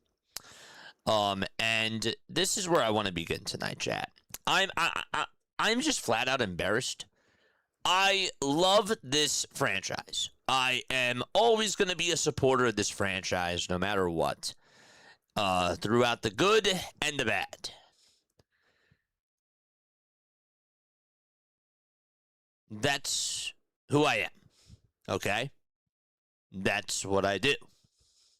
Our job, especially after these games, is to come on here and to break everything down and just talk and vent and just spit out what's on our minds. The media landscape in sports media, as I'm sure that you guys have all seen, has just completely changed. And it will continue to change. But the one thing that I've always loved about YouTube, and this is this is compared to all the other media entities like TV and radio, on YouTube, I always tell people that I feel like I can always be my authentic self. I don't have to sugarcoat anything. I can just call something like it is. And nights like tonight, I got to be honest with you. When it comes to questioning guys like Don Mattingly, questioning guys like other players that are on this team, Aaron Nola, and all of them, I miss the Howard Eskins. Because we need people that can go out there and just ask the tough questions and not have to abide by any sort of guidelines or whatever. Because with what this team gave you in this series is just a flat-out disgrace. Do not look at their record. Do not look at how they've done in the last series, in the previous series. In this series alone, they're going up against the Los Angeles Dodgers, who have the best record in baseball. And they didn't even have their number one, their number two, their number three, or even their number four pitcher. And you lost 2 out of 3 to them. Not only did you lose 2 out of 3 to them, but you came into tonight incompetent, uncompetitive, non-competitive. That's the word. Tonight's game felt like it was a sleepwalk. Even when Alec Boehm hit the 2-run home run, your manager was asleep at the wheel. And this team just blew it. Aaron Nola blew it. How many times do we have to see this man go out there to pitch in the 6th inning? We just know it's the same story over and over and over again. He gave up 2 runs in the 5th. What makes you think that he is going to go out there and pitch a clean 6th inning, even if Don Mattingly's approach was to let him go out there for the 6th and only have him face 2 batters? Something was going to happen. It's not rocket science at this point. I have been very nice to Don Mattingly. I've been a Don Mattingly supporter. I also understand in the same breath that this bullpen stinks. I don't know about you, but I would much rather have him go to the bullpen after he gave up 2 runs in that 5th inning, and the Phillies, luckily enough, tied it back on a Brian De La Cruz home run. Have somebody else go out there for the 6th inning because Aaron Nola just can't do it. He lost it in the 5th. The last time that he pitched, I said, okay, have him go out there for the 7th, but put a quick leash on him because he was doing good in the 6th inning. And I'd rather have him try to go out there and maybe just get 1 more out and see where he's at. Tonight, he gave up the 2 runs in the 5th. He gave up the solo home run in the 3rd. And in the 5th inning, he just looked like he was leaving pitches out over the middle of the plate. The one knuckle curve that he threw to Dalton Rushing, it was just a bad pitch. It just didn't dive on out of the zone. It was flat. It was hittable. Come on. We've been calling this for a very long time. How do these people not see it? Uncompetitive baseball. It's not rocket science. It's a no-brainer. The guy was leaking oil. And this is just typical Aaron Nola right now. He pitched well against the first 8 batters. He retired the first 8 batters in a row. I feel like every single day that this man pitches, we always say, the 5th inning's coming, he's going to blow it, or he's going to have that 1 inning where he just blows it. And tonight it was the 5th inning. Tonight it was the 5th inning, and Don Mattingly didn't take him out. I asked you guys earlier which person you would put the most blame on for this game. It's Don Mattingly for me. It's Don Mattingly for me. Not saying that Aaron Nola doesn't deserve any of the blame because, yes, he continues to stink. He continues to go out there and just lay a goose egg and just provide a no-show. It's that bad. We need people in the media room to ask the very tough questions. We don't have that. We don't have people calling it like it is, and that's what I'm here for. I'm here, of course. I'm a Phillies fan. I'm a Phillies freak at heart. And I love it when this team does well. But when the team is not doing well and when they're putting up duds like this and when they're showing incompetence like this against not even a number 6 like these guys like Eric Lauer and some of these other pitchers that the Dodgers went to, like when they're fully healthy, they're not even in the rotation. The only guy that's in the rotation is Justin Robleski. And my whole other point about him, too, is that even when you face good pitching, you got to find a way to beat them. And the Phillies just haven't been able to solve them. But today they went up against a bad pitcher. A bad pitcher. A golden opportunity for them to try to win this game and answer the bell from last night after that whole blunder in the 9th inning. I'm mad because they didn't respond the way that they should have.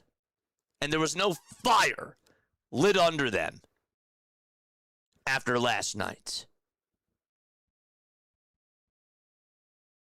I thought we were over this. I thought that we were over this. And again, to me, it goes to show that there's problems, again, within this organization.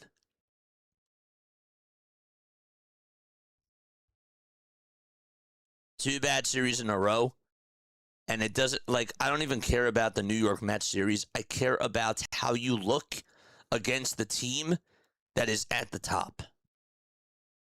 I want this team to succeed. And year in and year out against the Dodgers, they've made the same mistakes. They've made the same mistakes. And if you're going to tell me, well, the Dodgers are a great team, how do you expect to beat them? You know what, man? That to me is a loser mentality. There are people that are in, that do what I do. Okay, there's people that are, I'm obviously, well, I compare myself to the best. And in order for me to be the best at what I do, I got to step up my game. And I always use them as, like, people that I want to succeed in this, but I use those people that are at the top. Like, I use that as fuel. I use that as motivation because I think that I can be the best. I think that I could be at the top of my game. And I feel like that this Phillies team, whenever it comes to playing against the Dodgers, they screw up on the little things, and they just look like that they're a mentally weaker team. The roster construction, everybody talks about how the roster construction is compared to the Dodgers. Like, this team could go up against the Dodgers. But what have we seen for the last, 3 years when it comes to this team playing against the Dodgers in big games? They crumble. And why do they crumble? Because it's all about mental toughness. Last night, with JT's blunder, lack of mental toughness right there. That was a mental lapse. Orion, mental lapse. The wheel play with Bryson Stott, mental lapse. And I will tell you this, Don Mattingly, because, again, I'm also a little bit upset. I'm also very upset at the whole Aaron Nola thing because, again, you're going up against the Dodgers. I want you to go out there and put your best foot forward, your best foot forward, to go out there and beat those Dodgers because this is a playoff atmosphere, and your job as a manager is to set the tone.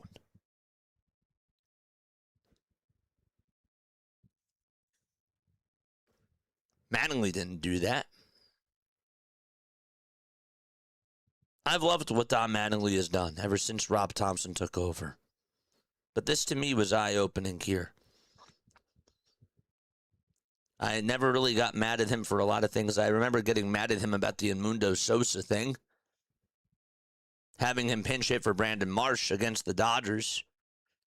Really haven't gotten mad at him that much, but the whole Aaron Nola thing, bad. The whole pulling Zach Wheeler last night, that was bad.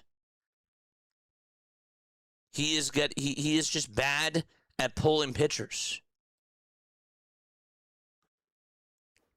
Did he even say anything to JT last night? Was he on him? Did he, talk to him about the whole blunder? What did he do? What did he say? How are you going to fix the number 5 starter? Are you mad about how this? Are you mad about how the series went? I don't know. I'm. If I'm a reporter, man, I'm asking him the really tough questions, and I'm going out there because, again, the fans want to hear, how are you going to be better? How's the team going to do better? Because at the end of the day, the whole goal is to win a World Series, and in order for you to even get to the World Series, you have to beat this team. I just don't see any sort of fire.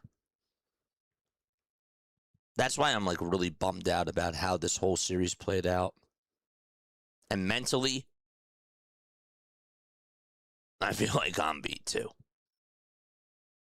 I really do.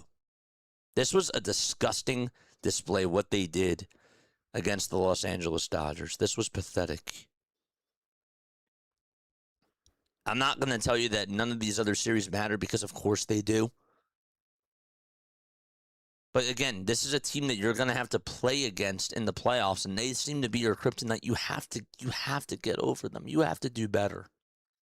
And Dave Dombrowski better be on the phones, doing whatever he can to go out there to get a number 5 starter, or just to get another arm in the rotation, and obviously another bullpen piece. Rafael Marchand got hurt today. They just put Garrett Stubbs on the IL. They couldn't even do that right. I'm sure that there's going to be a lot of quotes, and I'm sure that we're going to be reading a lot of things.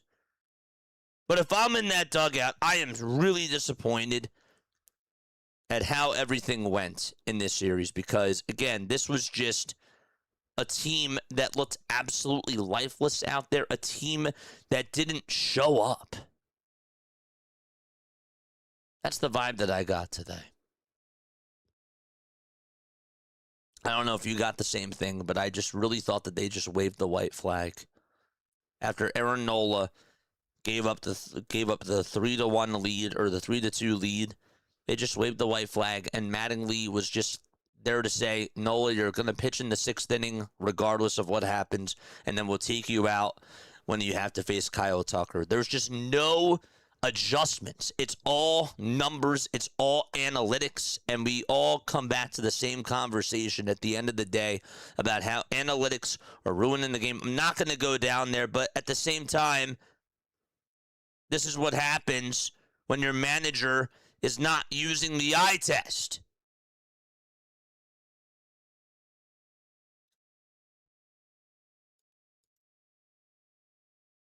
Kyle Schwarber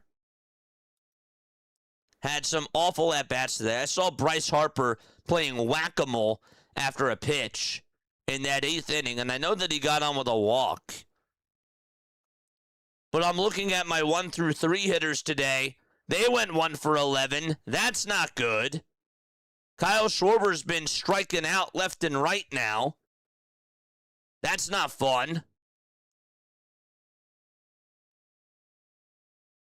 Edmundo Sosa's in a slump. It's not fun either. And here's another question that I have for Don Mattingly. I didn't ask this during the broadcast, during the stream. But why on earth would they not pinch hit for Edmundo Sosa, or sorry, for Brian De La Cruz? No, it wasn't Edmundo Sosa. It was Edmundo Sosa in the bottom of the 6th inning. Why wouldn't they do that?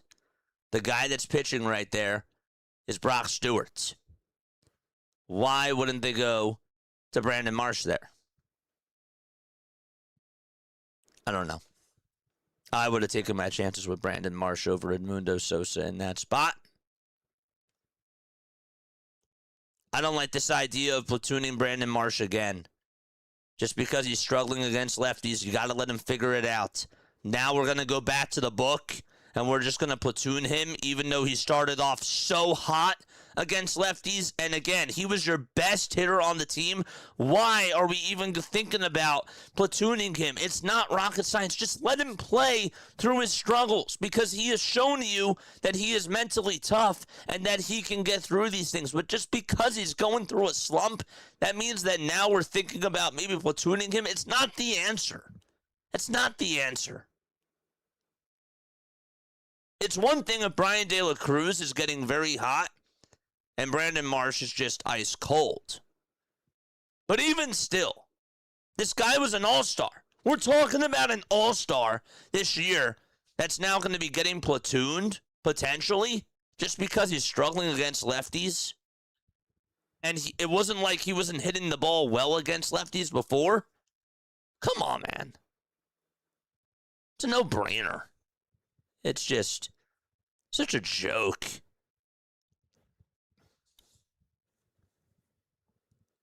My head hurts. This is what this team does to me. And I love them. I love this franchise, but gosh, they make me sick.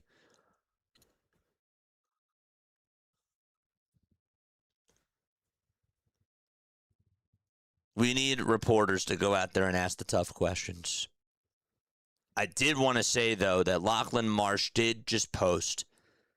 Rafael Marchand's left tonight's game. They called it left knee pain. He's going to undergo imaging tomorrow. I'm sure that we're going to hear a lot about that. Alex McFarland pitched tonight. Didn't really have an impressive outing to me. Yeah, he throws like 102, but just couldn't really locate his pitches. I thought that he fell behind a lot into counts and he couldn't really find the strike zone. But again, this is just what happens when you have a team that is just so desperate, that knew exactly heading on into the season that they were going to have a number 5 problem starter with the rotation. They had to get rid of Taijuan Walker. They had to send down Andrew Painter. And now they are putting stress on Alan Ronhell. And then the bullpen was a problem. They didn't necessarily anticipate that to be an issue. But they're just scrambling. They're scrambling for answers. And that's why this guy skipped AAA. It was a panic move. They're panicking. They are panicking because they don't have an answer. So it puts guys like McFarland and Ronhell in an uncomfortable situation. Even Seth Johnson. Because now they're forced to go out there and do well. And I'm sorry, Orion Kirkering coming on in with runners over at second and third. Again, another Rob Thompson-esque move by your manager, Don Mattingly. Tim Meza was pitching. And now we're just going to take him out and have runners over at second and third. You're putting him in a position to fail. I'm just really annoyed with this team. I'm just sick. I'm sick. I need to hear from you guys, man. I'm just so disgusted. I don't know what else there is to say. I'm very disappointed. I feel like I'm like one of those like parents that's just talking to like their kid and just talking about how disappointed I am in them.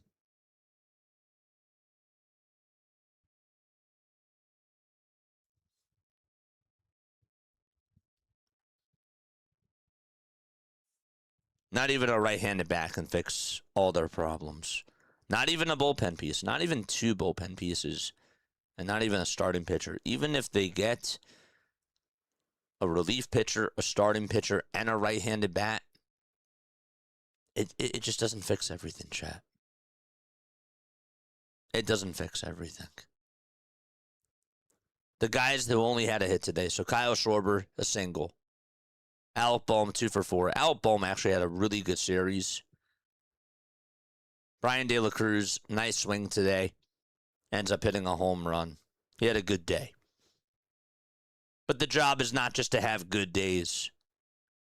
The job is to win the series against the Dodgers. I think that last night got into their heads and they just folded today. That's not what this team was supposed to do. That's not what this organization was supposed to do. You're supposed to answer the bell. And they've done that plenty of times this year. But again, if you want to beat the champs, this is what you're going to have to do. This is what you're going to have to do. You have to respond. 610-314-0844. That's how you dial on, and I'm done. I'm done talking. I want to hear from you guys. It's time to give you guys the floor. On a scale of 1 through 10, chat, 1 feeling awful, 10 feeling good. How are we feeling? Drop a number down below.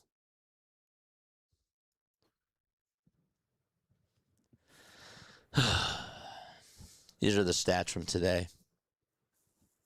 I'm going to pull him up. Ugh. Cool J, is that you? Yo, JJ. Cool J. I mean, where do we even begin with this baseball team? Where do we even begin? I think you literally nailed everything on the head.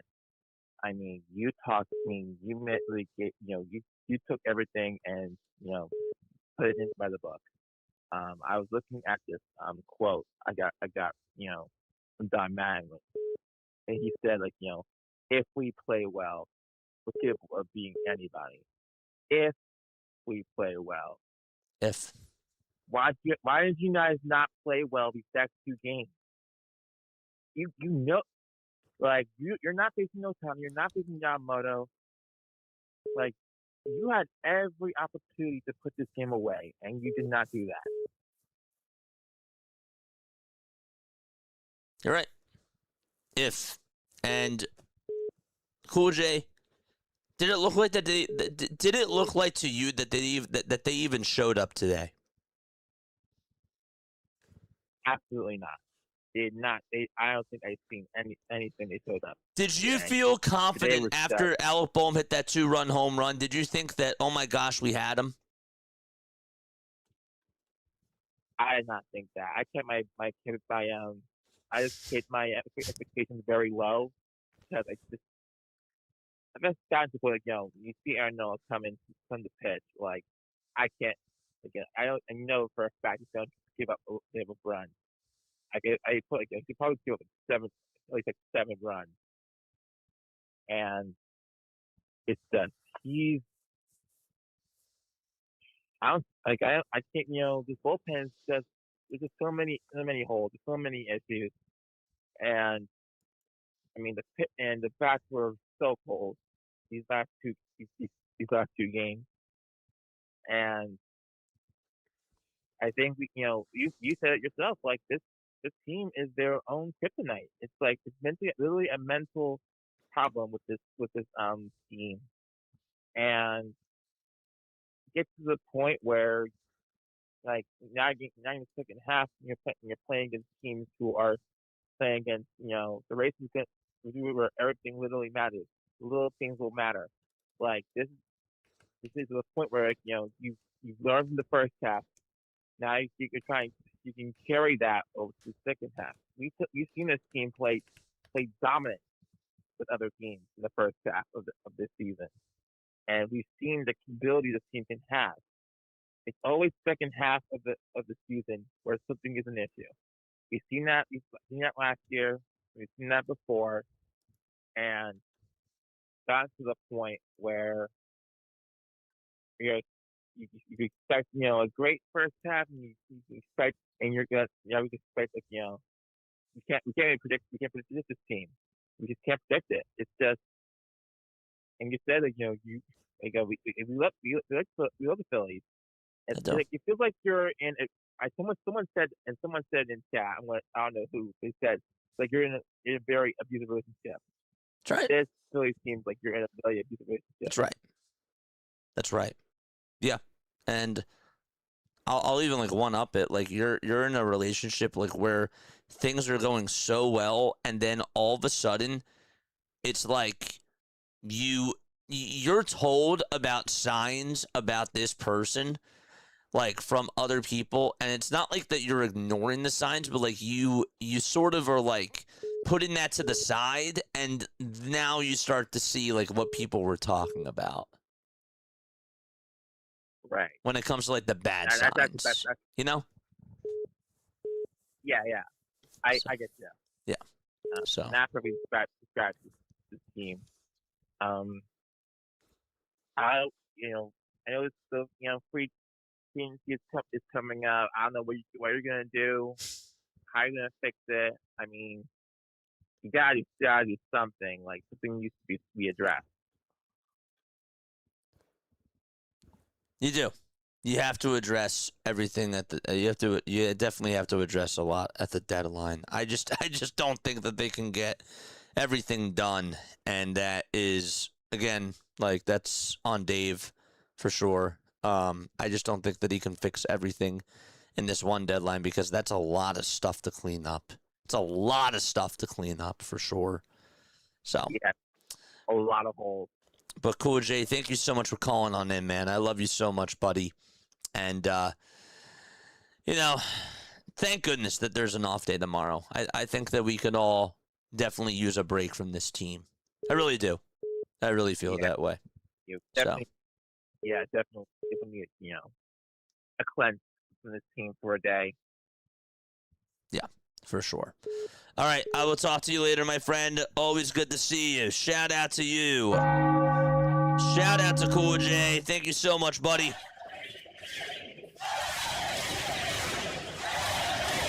Appreciate you, man.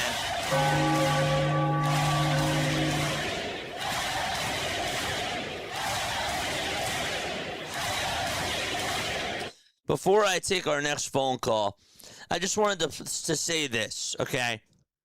Shohei Ohtani, over the last 3 days, and this is from Buzz, of course, from WIPLA Buzz. Buzz is great. 1 for 12 with a single, 4 strikeouts, had 2 intentional walks. He still has never homered at Citizens Bank Park.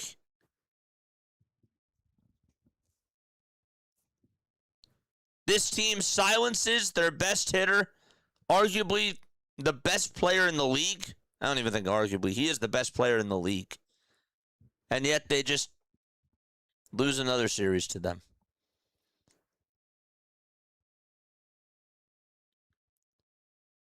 Yeah. Aaron Nola gave up 2 home runs tonight. Nola has allowed 105 home runs since 2023. Courtesy of John Clark. 105 home runs since 2023.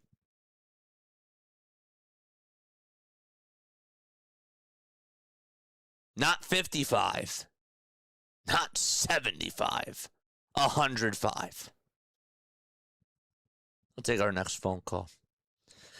610. Thank you so much for calling in into the show, my friend. How are you feeling after this disgusting series by the Philadelphia Phillies? Yeah, it was pretty horrible. You got me 2 days in a row, JJ. I'm back. I only call when they lose. I got to call when they win. I'll call next time they win. I apologize. You gotta. You gotta. You gotta. I'm just like, Dude, I don't know if you can like hear it in my voice, but like even I sound defeated, and like I can definitely I know. like see it. You know. I know. You're always very positive. So it's like if you're down, then it's like, poof, we're hitting the bottom. This is a tough series because like losing 2 out of 3 to the Dodgers. If you told me the Phillies would lose 2 out of 3, I'd be like, okay, I expect that. But the way they lost, I mean, come on. You can't do that at home. Like last night sucked. And tonight it was just like you knew that they weren't going to win this game, like before it was even played. Yeah. Like you just knew. The Dodgers versus Aaron Nola, and I thought Nola pitched decently well. I don't know why he was out there in the 6th inning. But I don't know. The Phillies just don't like hitting. I don't understand. I want to ask you. So I asked this in chat earlier. If you were to create a pie chart and you were to put blame on like a certain amount of players and a certain amount of people in this game, like who would be at the top of the charts just for this game in particular? In this game, God, that's a difficult one. That's a tough one. Who would you pair it up with then? If it's not just like one single person, like who would you put on the charts? That's probably my better question. I mean, obviously the players on the field have to do better, and Yes. their starter. The big thing about their starter, Lauer, you look at him and you look at his pitches. He's throwing 89-mile-an-hour fastball, and you go, how the hell are they not hitting him? He's got the all-star team playing the infield. Max Muncy was balling. at third base. I mean, that guy is unbelievable. I hate watching him play, but I love watching him play as a baseball fan. But I hate watching him play against my team. I got to blame the general manager. Is this bullpen good enough to win a World Series, a playoff series? Every guy that comes in is walking guys. And Tommy Edmonds hitting the ball 100 miles an hour. Like, I don't know. The players aren't performing, but my God, there's so little room for error with this team against good teams. That's why they win so many one-run games, because they play these close games because they're just not that good. You're right. You're absolutely right. I'm actually going to tell you something right now for free. And obviously, some of these guys aren't even with the team anymore. But I'm just looking at season ERAs. We have 13 pitchers. 12 pitchers, not counting Garrett Stubbs, who have over a 5 ERA. Or who have had over a 5 ERA. 12 pitchers. Crazy. 12. It's unbelievable.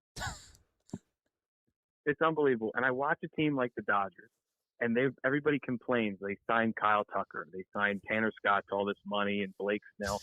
But they win. And then we let a guy like Ranger walk because they don't think he's worth the money. I mean, come on. Like, I don't know. It drives me nuts. But the big thing about this game, it's like, the season never ends in July. But if you saw how many players the Dodgers don't have, and the pitchers we faced compared to the pitchers that they would throw in the postseason, like a Snell and a Glass now and an Ohtani, Yamamoto. We couldn't even beat them without all those players. That's right. So it's like, how can I get excited? Because this Dodger team is the gatekeeper of the World Series.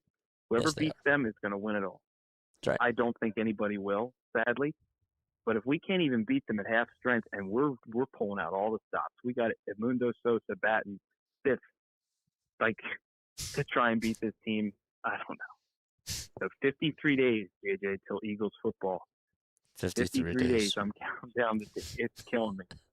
Like, when I'm looking up when the football season starts in the middle of a playoff race for the Phillies, and I'm baseball through and through.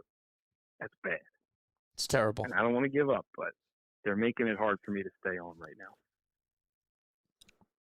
I'm just going to throw this out there. Like, there's people that are obviously going to be in the comments, and there's people that are going to say, this is just one series.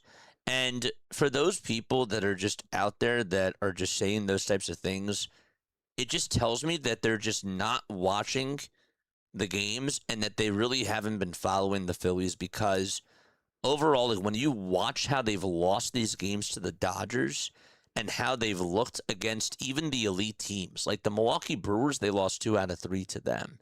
They lost like 2 series to the Dodgers. They've lost to the Braves twice. Like, these are the teams that you're going to have to beat in the playoffs. Zach Wheeler, Jesus Luzardo, and Christopher Sanchez are going to have to face not the Mets offense, not the Cincinnati Reds offense. They have to face like the best guys, and the bullpen has to go up against those types of teams. So, like, where is your trust? It's unbelievable. It really is. Yeah. It's crazy. I mean, you just got to hope they catch fire. But that's what Dave said last year or 2 years ago. That's what he said. Wow. It's almost, we're watching the same season every year. Yeah. And it even ends the same way. I wonder how. It'll probably be more heartbreaking end this year. It gets progressively worse each time. I hear you. I don't know. I hear you, man. I hear you. But thank you so much for calling on into the show. I really appreciate you. You're welcome. You got to call them when they win. And go. You got to call them when they win. I will. Next game they win. Because I work late, so they usually win when I'm at work. And I had off for this night. Isn't that great? I got to watch all of it. Next time they win and I can call, I will call. Oh, gosh. Crazy. That's brutal. That's terrible. You have a good night, all right? Don't think about baseball until Friday. Yes, sir. Yes, sir. Have a good one. Shout out to the preacher's wife. Let's go. I'm pretty sure that was the preacher's wife. He's an awesome guy. Shout out to my guy.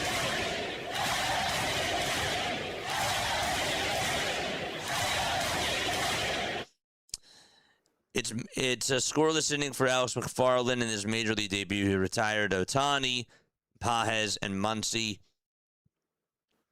He topped out at 101 miles per hour. His slider looked really good, I will say. His command on his fastball didn't look so good today, but he did good. Like, he did all right in the ninth inning. I just think it's such a shame that he has to be called up and he has to be put in this spot just because this organization is desperate. We're going to take one more phone call, then we're going to call it a night. All right, we got 610 over on the line. 610, what's going on, my friend? How you doing? JJ. What's going on? R-E-L. What's up, buddy? R-E-L-A-X. Remember that? Donnie Relax. Baseball, baby. JJ, relax. Relax. We're going to be fine, all right? You're not usually like this. You look at me worried. You're usually well mannered and under control. I am. It's a big series. I get it. The Dodgers beat us. Yes. I've been around a long time. I'm 52 years old. I thought in 08, 09, we were going to win back-to-back World Series for those who remember. I do And then the remember. 11 going into purgatory. Just relax. We're in a good position. We're in a good position. I hope so, man. I hope so. Well, we got, 57 games left. This will actually give you something to do. There's 57 games left. You could do True. a whole, they're all tomorrow. And what's their record to finish? You know, you think to make to the playoffs. So 40, what are they, 57 and what? 46? They're 56 and 47. Yeah, they started off 9-19. Here goes your pie, right? It's true. There's a 9-19, 47. And what's the remainder of the 57 games?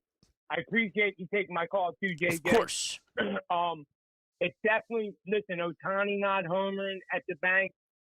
I can't believe that in all his years or whatever. But I really think, and I hope I hold you to this is our year. I'm Danny love from it. Southwest Philly. JJ, I'm going to give a shout out to your show, and I'm going to stay in tune more often. Yes, sir.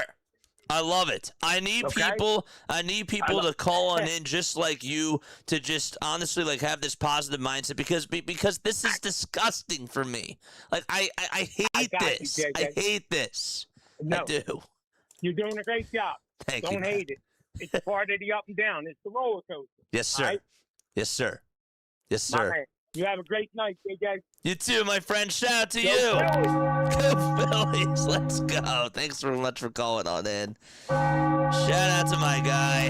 Drop the MVPs in the chat for all the callers, man.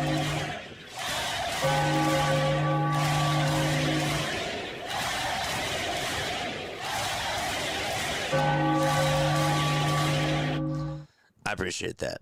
I need people to call in like that too. I mean, like there are going to be people that are obviously upset just like us, but I need people to call in that honestly feel really good too. That honestly still have a positive mindset because that's how we even ourselves out, man. That's important that we get other people like that on the show too. Chase Sr. just posted this. Chase actually is he's on Chat Sports, and he actually went to Temple too. The Phillies are currently constructed would have no chance against the Dodgers in the playoffs. For him to say that, that's actually really wild. Dodgers are deeper, more fundamentally sound, consistent, and a more well-coached ball club. I'm not saying that I'm surprised that he said something like that, but just to hear him say that is also like, he doesn't usually come out and say stuff like that. So just for him to be able to say that into words, that's pretty wild that he would actually do that. Yeah. So, Andrew Salanchunas, a couple hours ago from 97.5 The Fanatic. I've never seen a professional team make as many mistakes on the bases as the Philadelphia Phillies team does. The manager doesn't matter. It's the players, and they do it over and over and over again. I don't know, man. Rest up tomorrow. You got another series against the New York Yankees. You got to bounce back. You got to bounce back. You have to. All right, that is going to wrap it up for me, though. I love you all from the bottom of my heart. Thank you all so much for tuning on in. I am going to... Oh, yes, let's do a redirect. Yes. Who is on? Let's make sure that we get a redirect in. And also, by the way, the pitching matchups for Friday. Let's take a look at that, too, shall we? So for the Philadelphia Phillies, the pitching matchup for Friday is going to be Jesus Luzardo against Will Warren. On Saturday, Phillies have not decided yet who's going to pitch, but Cam Schlittler is going to pitch for the Yankees on Saturday. And on Sunday, it's Ryan Weathers versus Christopher Sanchez. That is the pitching matchup for this whole entire weekend. The Phillies play on Friday night at 6:40. The game is on Apple TV. Please make sure that you guys spread the word and tell other people to to check us out, especially if they don't have Apple TV, for sure. On Saturday, they play at 6:05, and on Sunday, they are the NBC Sunday Night Baseball game, and that game will begin at 7:20 p.m. Eastern Time at Citizens Bank Park. So what we're going to do is we're going to do a redirect, okay? We will redirect you guys over to who else is live right now. Who else is live? I don't think anybody else is live right now. Oh, Pub Sports Radio is.